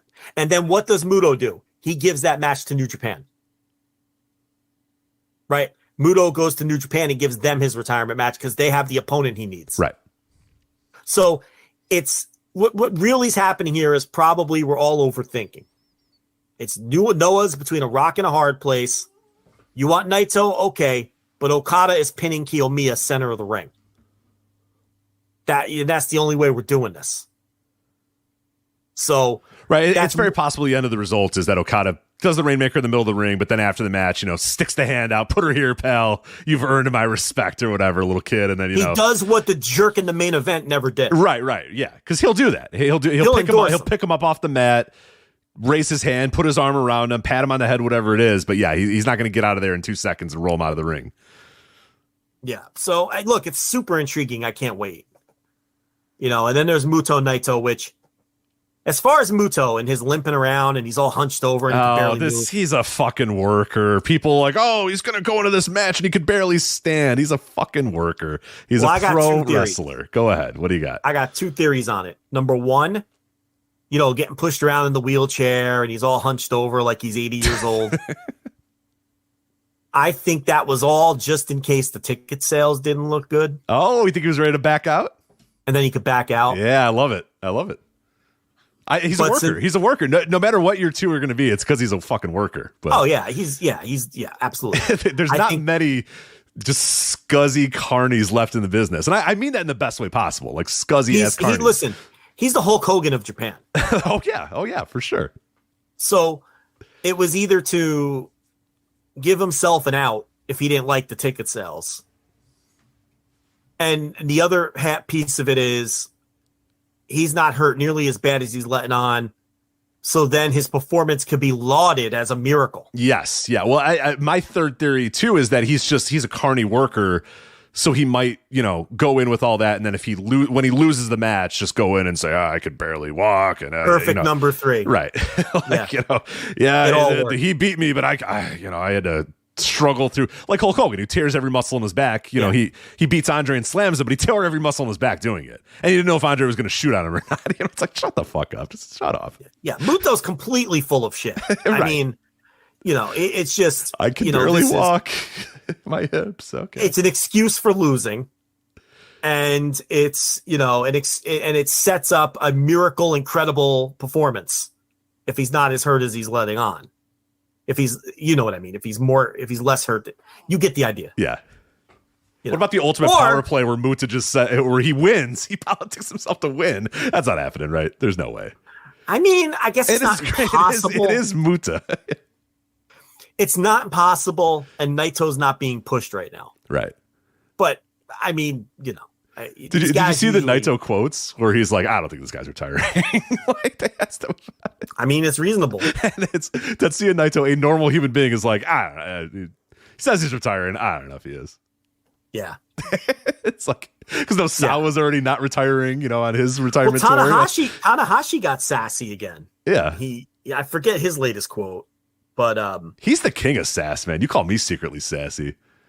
Tanahashi does not take Muto's bullshit. No, he doesn't take anyone's bullshit, man. Remember, we go back to the DDT thing. Remember when he got in the ring with Hirashima? It was just like, this guy's a fucking dork. Yeah. I'm not doing shit with this guy. Look at this fucker. I'm not doing anything. He had no respect for him. No respect. Got in the ring. It was like, me and this guy, we're on the same level. Get out of here. Who's this fucker? Yeah. And he's normally very giving, but in that situation, he's like, I don't. Oh, when he gets sassy, he's on one. He is on one. Yeah, and he has never taken Muto's bullshit. He knows he's a fucking carny. Yeah. Well, that was great at Wrestle Kingdom, where he wouldn't leave Muto's side, so Muto couldn't get the spotlight. He literally made sure to share the spotlight with him. I love it, like a literal spotlight that he made sure that he could share. So he's like, if you're not going to give Umino the rub, you're not pulling this thing where you just stand alone in the aisle. Yeah, I'm coming with you. I'm basically handcuffed to you, and you're not doing this on our turf. And Muto was grumpy that night. Grumpy. Because he couldn't pull it there. It's not Noah where he just pushes everybody around. No. There's enough dudes there. There's a real promotion with real egos and other guys at your level and everything else. It's like, no one's scared of you there. They don't really give a shit. They don't give a fuck. Yeah. We're doing you a favor. You know what I mean? So yeah, I don't know. And then the Tanahashi quote, if you didn't see, if you really didn't see, is that he said, well, if Muto's retiring at 61 years old, then I'm going to retire when I'm 61 or something. Yeah. Like that. It's just, no matter what age he retires at, I'm going to retire a year after him just to better him. It's like, all right. Fuck that guy. All right. Guy. Yeah, I love it. I love the quote. I love that. Fuck that guy. I would keep an eye on Amakusa versus Hiromu, because that Amakusa has been doing great work since the gimmick change and kind of has that Hiromu energy, the frenetic, old school Hiromu energy. So I would keep an eye on that one too. We don't have time to go through the whole card tonight. I will say this. The Daiki Inaba Masakitamiya title win over Satoshi Kojima and Takashi Sugiura. I went notebook on that. That was an excellent match. Sugiura and Kojima have just been a great tag team. And I don't know if this is the end for them. With them losing the titles, maybe Kojima goes back to New Japan now. I don't know. And I'll give you another match, Rich. Korakuen Hall, February 5th. Main event, El Hijo del Dr. Wagner Jr. over Manabu Soya. National title, 4.25 from JL. El Hijo del Dr. Wagner Jr. Whoa, okay, all right. I'm telling you, they tore the house down in Korakuen. Only drew 800 fans, but they tore the house down. So I liked what I saw from the two Noah shows I watched this week. Watched them both in full, gearing up for all this shit that's coming up. So yes, this is February 21st, by the way, if we didn't say at the beginning, and that is on a Tuesday, which is a little interesting. I think might be a holiday or some reason, but it's on a Tuesday, so it's a little weird. But yeah, we will. I guess we're gonna have to review that one next week too. We're gonna have a busy as hell week, a lot of wrestling to watch over the next week. But thankfully, what we are not gonna have to watch anymore. NWA Nuff said. What do you mean? I'm watching the replay. And really, enough said. I think I'm good. I think I've said enough right there. You didn't like the show? Joe, I did not like NWA Enough Said. No. Why not? Well, everything was not good. And yeah, that's kind of why. I mean, everything was just, it was just boring. It was just bad and boring. Nothing. I mean, when Angelina Love might be in your match of the night, like how right? Well, I mean, I enjoyed that match. That's what I'm saying. But like Angelina Love is potentially in your match of the night. Doesn't speak highly of the rest of the show. I don't know about potentially. I think definitely. Definitely, you're locking it in. I mean, I'm looking at the list, and I think I'm locking it in. I hedged, but now as I'm recapping it in my brain, I guess I shouldn't hedge. That was definitely the best match of the night, right? No DQ, so they had the shortcuts. Yeah, but you need to with Angelina Love. And Camille rocks, dude. Camille rocks, and it's so funny that we live in a world now where like everyone just goes out of their way to try to praise women's wrestling even when it doesn't deserve, just because like you have to do it. You know what I mean? You have to do it. You have to do it. But nobody praises Camille. Nobody watches Camille. Nobody praises Camille. We talked about it in the PWI where like they were ranking some women in like the top 10 or whatever based off kayfabe and all that sort of stuff. And we're like, well, fuck it. Where's Camille? Camille kayfabe wise is like the best woman in the world. She's been the champion forever and she's really good. And she goes out there and delivers. I mean, she delivered a good match, a match of the night with Angelina Love. Now, with that said, not exactly Minami Toyota, as you like to say, but it was a good match, not necessarily, Dream Slam out there, but it was good. It was like a pretty damn good match. But yeah, Camille kind of rocks and just never gets enough love from people. You know what else was legitimately good and was either the best or second best match was Odin Sin versus Joe Alonzo on the pre-show. No, I know you didn't watch believe it or not, I did not watch any of the 4 pre-show matches from NWA. I got the pre-show kind of rocked. It looks, there certainly looks like better matches than. Look, the Dak Draper and Mims wrestled Jack Stain and a man that I'm not familiar with, Blake Troop. Blake Troop, yes, the Outlaws. He was an MMA man. Like he had MMA shorts and was doing MMA stuff. And that was a tight little tag. Dak Draper looks great in the NWA. I think I've mentioned that before. Good thing he's on the pre-show then. Right. And then Odin Sin and Joe Alonzo. They just had a kick-ass match. We were on the Discord in the NWA channel, and we were all like, wow, this pre-show kind of rocks. I didn't see La Rosa Negra versus Missa Kate. I didn't see that one. I showed up a little late. And then they did the Mercurio and Natalia Markova versus Genocide and Maxine Paler. I'm a big fan of Genocide. I think Genocide's got something. And they did make it a point. This was not mixed tag team rules because Genocide and Max waived the mixed tag stip because they weren't scared of Mercurio. Yeah. So Mercurio does the fake Italian bit. It's very offensive to me. Anti-Italian. Yeah. It's anti-Italian discrimination. It's but yeah, the pre-show was pretty good. The show itself. It's like you said though. It's not. Listen. Honest to God, I don't know. Bad isn't really the right word. It's not bad. It wasn't bad. It's not bad. It's boring. It's just boring. Yeah, it's just not good and it's boring. You know who else I like? Because I'm going to try to be positive. Thrillbilly Silas has really grown on me. Yeah. Okay. Yeah, I like Thrillbilly. The Pollo Del Mar of Thrillbilly Silas duo is pretty solid. That act is good. It's fun. Yeah. It's a technical and a loud hillbilly dude. Yeah, it kind of works. Exotico. Yeah, sorry. And with this hillbilly, it's like opposites attract or whatever. Yeah, it kind of works. But his work, even on the weekly show, he has this the thrill ride he calls the finisher, which is a great finish. And I didn't think he could get Kratos up for it, but he did.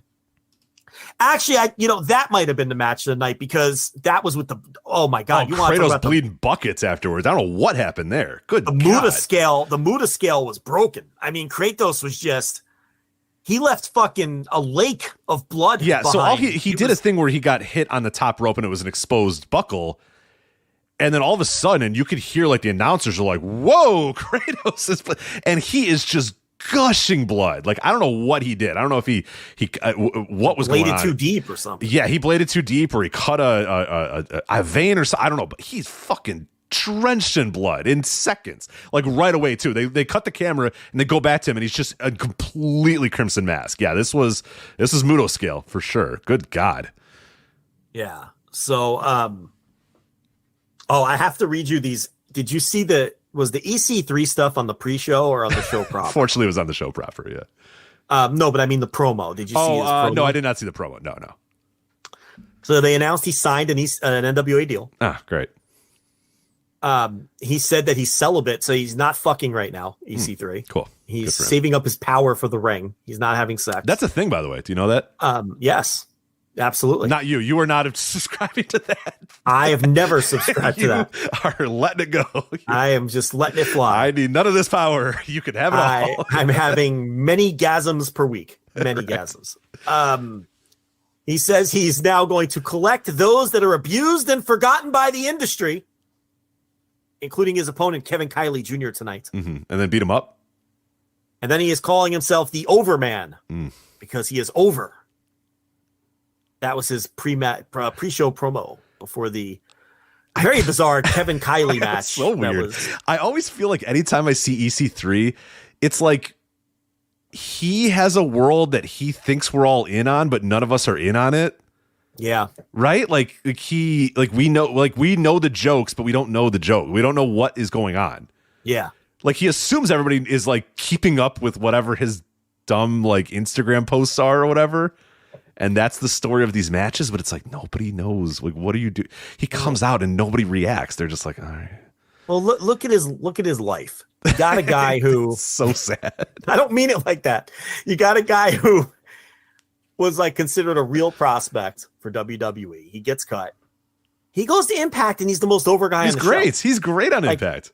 You know, he's a rising star. He's the most over person on the show. He's a world champion. He has this great act as EC3.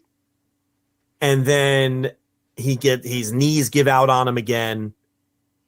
And he goes back to WWE. He gets no traction whatsoever. His career goes nowhere. And all the while, MJF comes around and does his act, does it better, and becomes a megastar.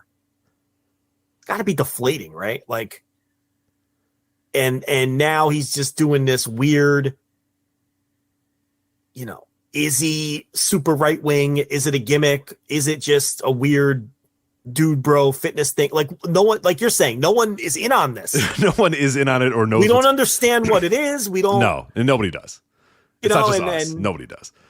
Control your narrative. Like, what does it even mean? Like, what narrative?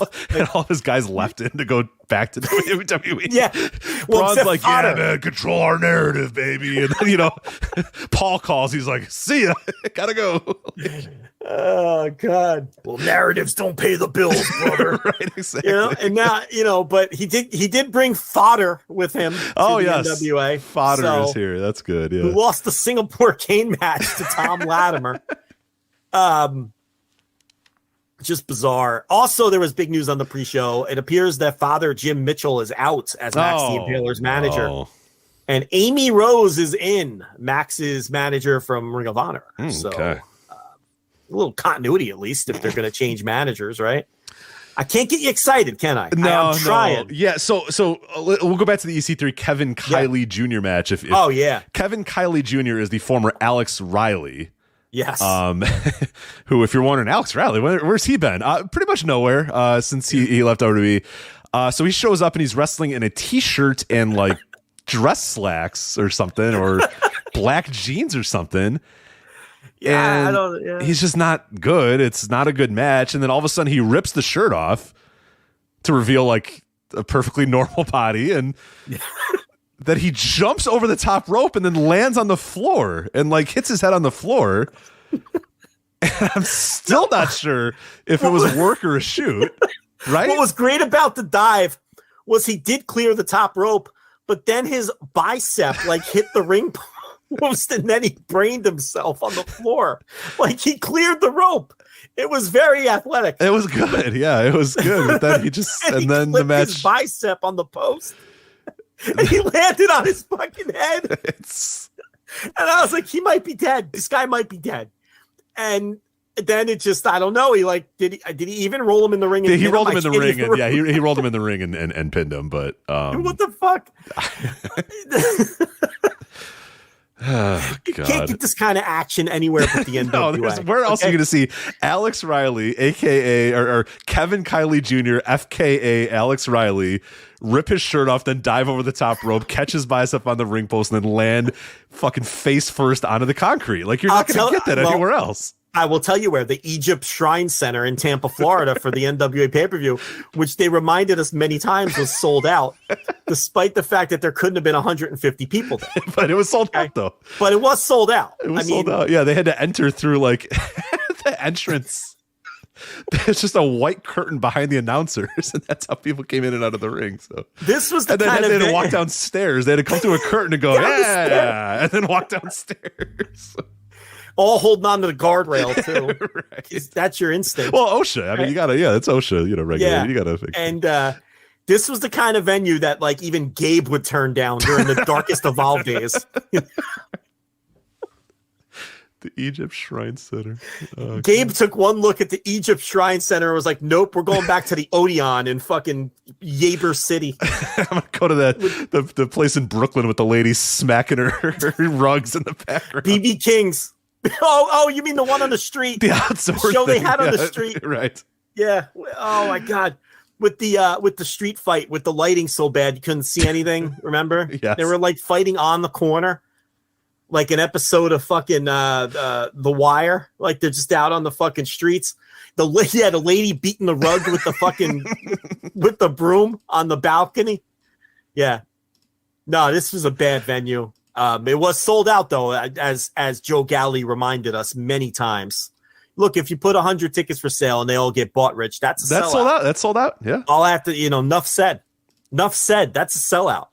So, Kerry Morton, he looks good on all these shows. He defeated Alex Taylor. The Renegade Twins, I like them. I agree. The Renegade Twins are good. I've liked Pretty Empowered. They were not great here. The Renegade Twins, though, there is something there. They're solid as hell.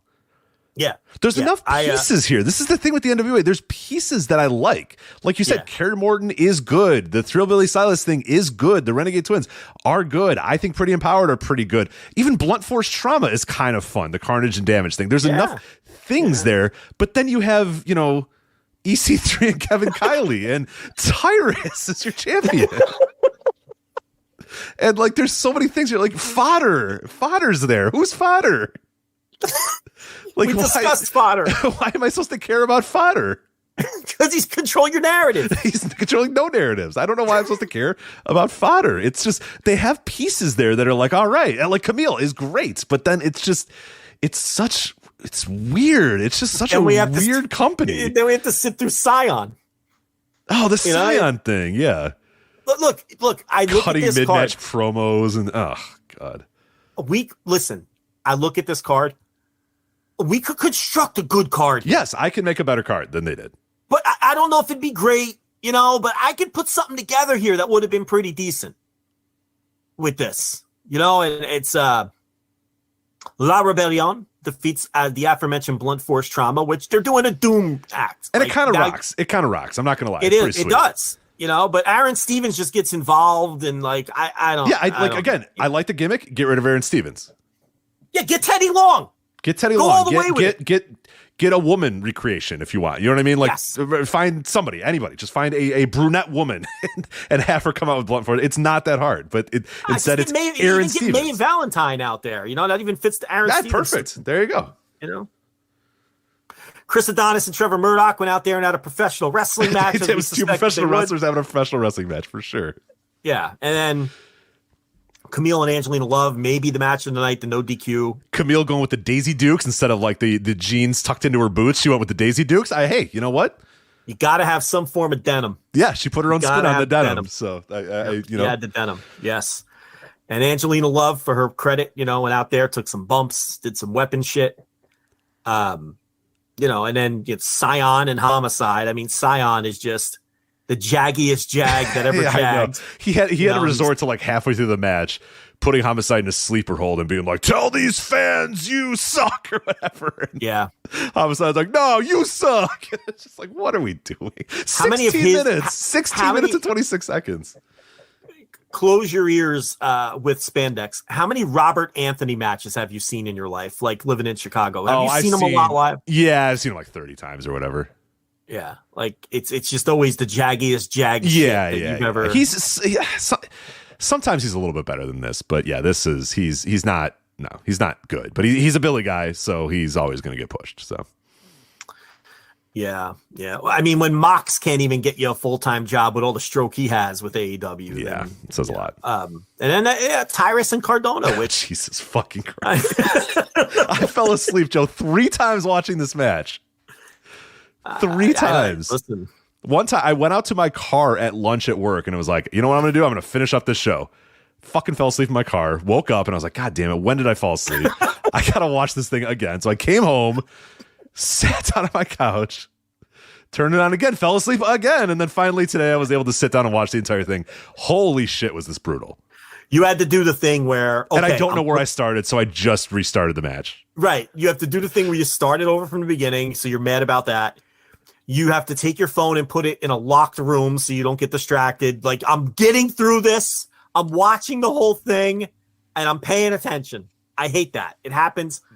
Sometimes it's not even a bad match, but you just keep falling asleep anytime you try to watch it. Well, this one was both. This one was a bad match, and that's why I kept falling asleep. This is so... Okay. Joe, Tyrus was on the Super Bowl how many times? Did you notice him on that commercial? Yeah, a couple like times? 4 times. Yeah, about 4 times. Okay. I was in a room full of people watching the Super Bowl, and you know what happened? They saw Tyrus holding the NWA World's Heavyweight title on their screen, and they all looked at me and said, "Who is that guy? Yeah, and where can I watch him every single week?" Oh, and I said, "Funny you should say." You're going with this. I said, "Funny you should say." He's the National Wrestling Alliance World Heavyweight Champion, and you can watch him. Well, just yesterday he had a pay-per-view, but you can watch him every single week on NWA Power on YouTube. And okay, so none of that actually happened. Everybody just kind of moved on with their lives and didn't give one fucking shit that this guy's holding a title. Oh, you know what I mean? Like nobody cares. Like this is this is what we're doing. This is the Billy thing. Is that this guy holds a title, and all of a sudden people are going to care about the NWA now. Dude was on the fucking Super Bowl 4 times with the title. Yeah. He had a line.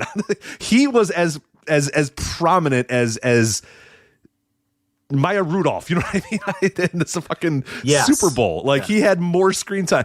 Nobody. Do you think anybody anywhere in the world was watching that and then said, "Whoa, where's that guy? And how do I watch more of him?" Like that's what they're banking on.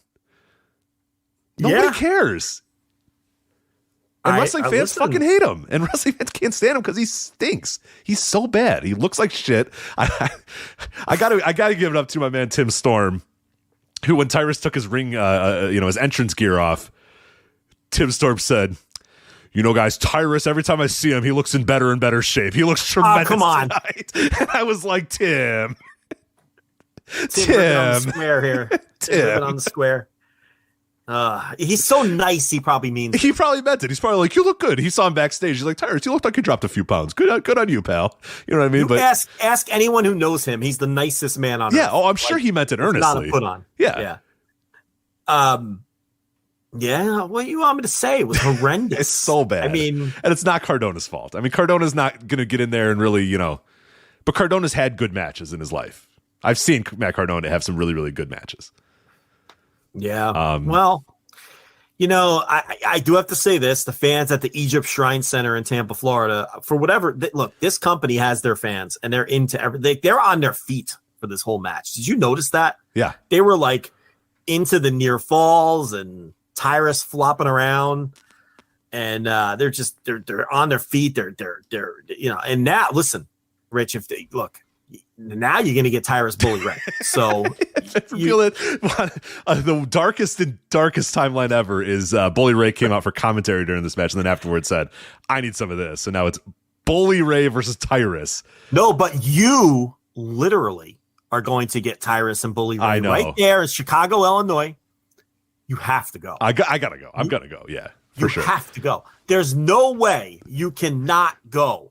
This is an NWA podcast, and there's an NWA pay-per-view taking place in my town. Of course I'll be there. With Tyrus and Bully Ray in the main event. Right. If you don't go, I quit. Okay, that's fair. We're splitting the territory like Goulas and Jarrett if you don't go. Because you have to go to this. Okay? You have to.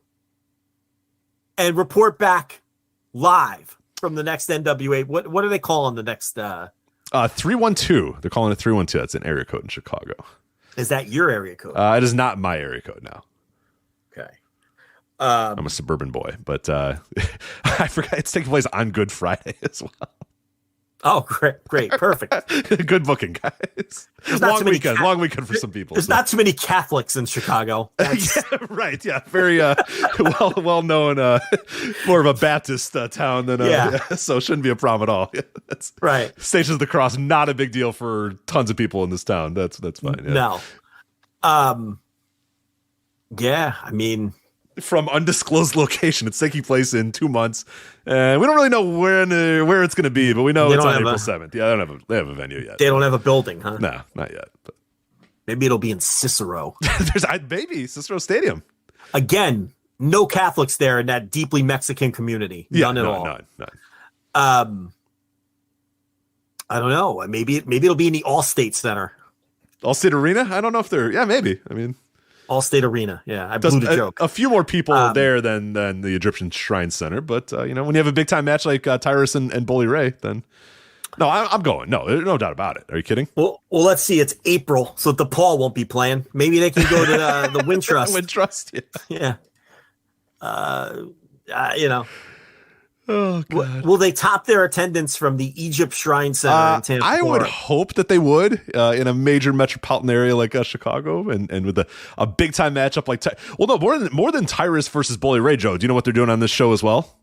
I don't. Inform me. They are crowning a new NWA Women's TV champion, because I know what you were thinking. God, if there was just more NWA titles, if there's just not enough don't worry. There's a World Women's TV championship now, so you're good.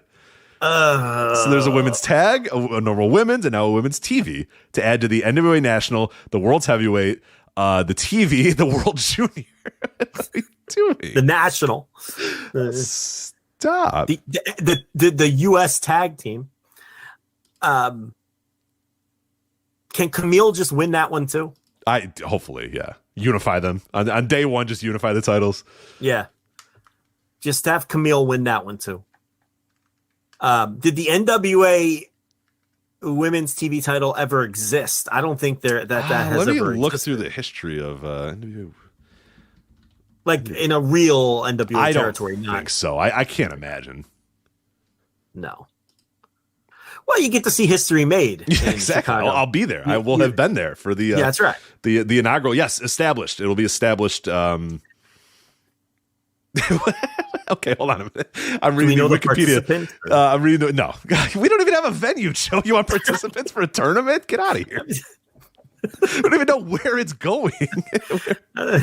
Okay, so. This is the Wikipedia entry for, and then we got to go because we're way over time, but it's fine. On the July 26th, 2022 episode of NWA's weekly flagship program, NWA Power, Medusa announced they were introducing the NWA Women's Television Championship.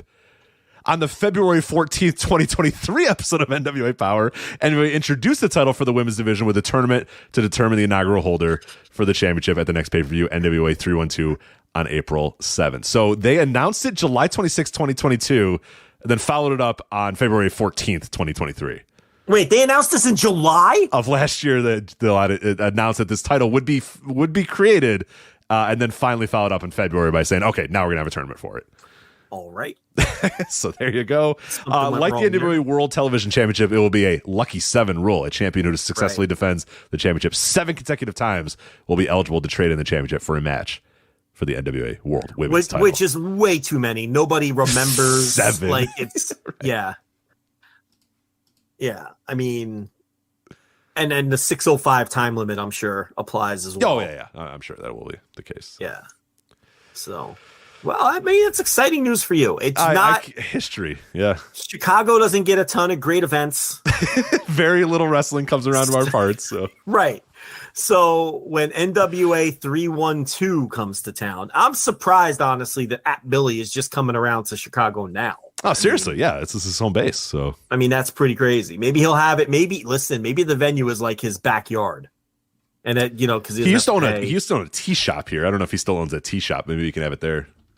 Like tea as in the beverage? Yeah. It was like Madame Tussauds tea shop or something like that.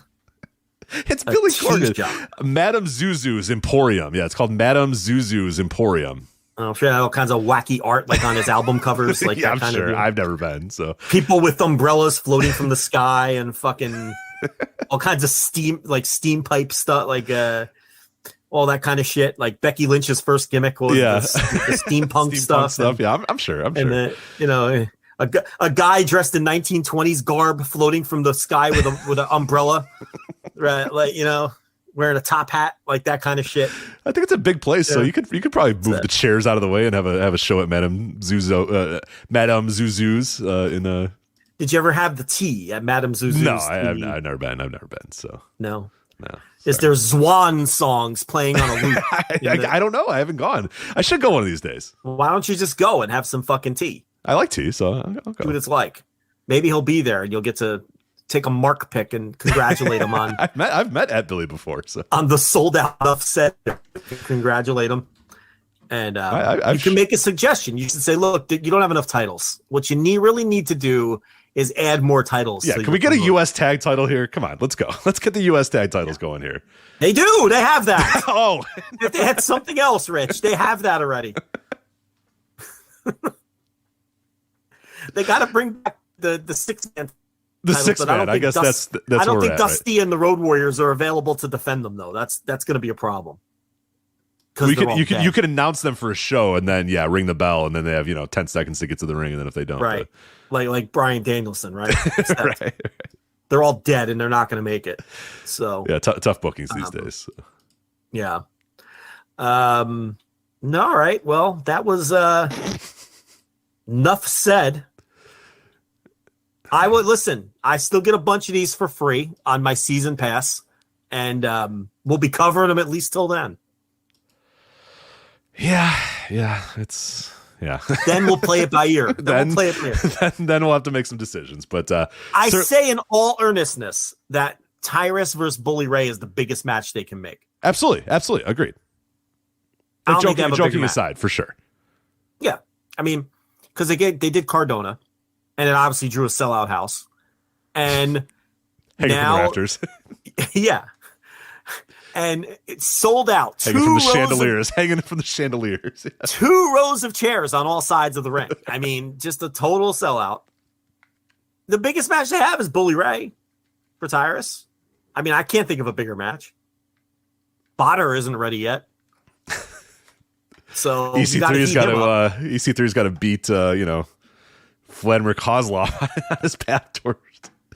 They really bring him in? That gimmick could be pretty sweet, actually. If he just beats up on like 2009 FCW dudes, like that would just... Yeah, bring them all.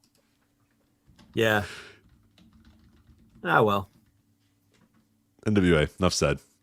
And that's enough said for us here on this week's Flagship. Anyway, subscribe to our Patreon, Flagship, patreon.com, patreon.com/voicesofwrestling or voicesofwrestling.com/Patreon. That's how you can do that. Get involved. $5 and $10 tiers. All of our bonus audio, written content, all that stuff is available for you at Flagship, patreon.com, patreon.com/voicesofwrestling, voicesofwrestling.com/Patreon. Also, voicesofwrestling.com for previews, reviews, columns about all of the happenings in the world of wrestling, and our Discord as well, voicesofwrestling.com/Discord if you want to join the conversation. And last but not least, you are listening to this show, but if you want to listen to the rest of the podcast on the Voice of Wrestling Podcast Network, make sure you subscribe to the individual shows as well as our main Voice of Wrestling Podcast Network feed. Really helps us out to subscribe to both of those if you can. But if you want the feed, you get every show that gets posted on the entire network. And you can also subscribe to each show has their own individual channel and their own feed as well. So you can do that as well. Also on YouTube. You can listen to all our podcasts on YouTube as well as some bonus clips and other fun content as well as up on YouTube. Just look for Voices of Wrestling on YouTube. So that is it for us. That is Joe. I'm Rich. We will talk to you next time. Take care. Bye. Wendy's 2 for $6 lets you mix and match some of our best items, like Dave Single with a 10-piece crispy nugs, medium strawberry lemonade with a spicy chicken sandwich, spicy chicken with a Dave Single with a strawberry lemonade, strawberry lemonade. If you're into that, chicken Sam, crispy nugs, strawberry lemonade, Dave's, nugs, Sam. Whew. Pick what you want at a price you want.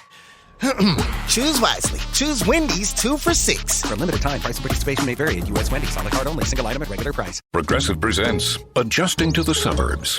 I never thought I'd care about gardening until I bought a house in the suburbs. But now I find myself in conversations about liquid fertilizer, and I wonder, am I the fertilizer guy now? No way. Everyone knows the ratio between phosphorus and nitrogen, right? Yeah, I'm still totally cool. Anyway, when you save with Progressive by bundling your home and auto, that's the easy part of adjusting to the suburbs. Progressive Casualty Insurance Company. Coverage provided in service by affiliates and third-party insurers.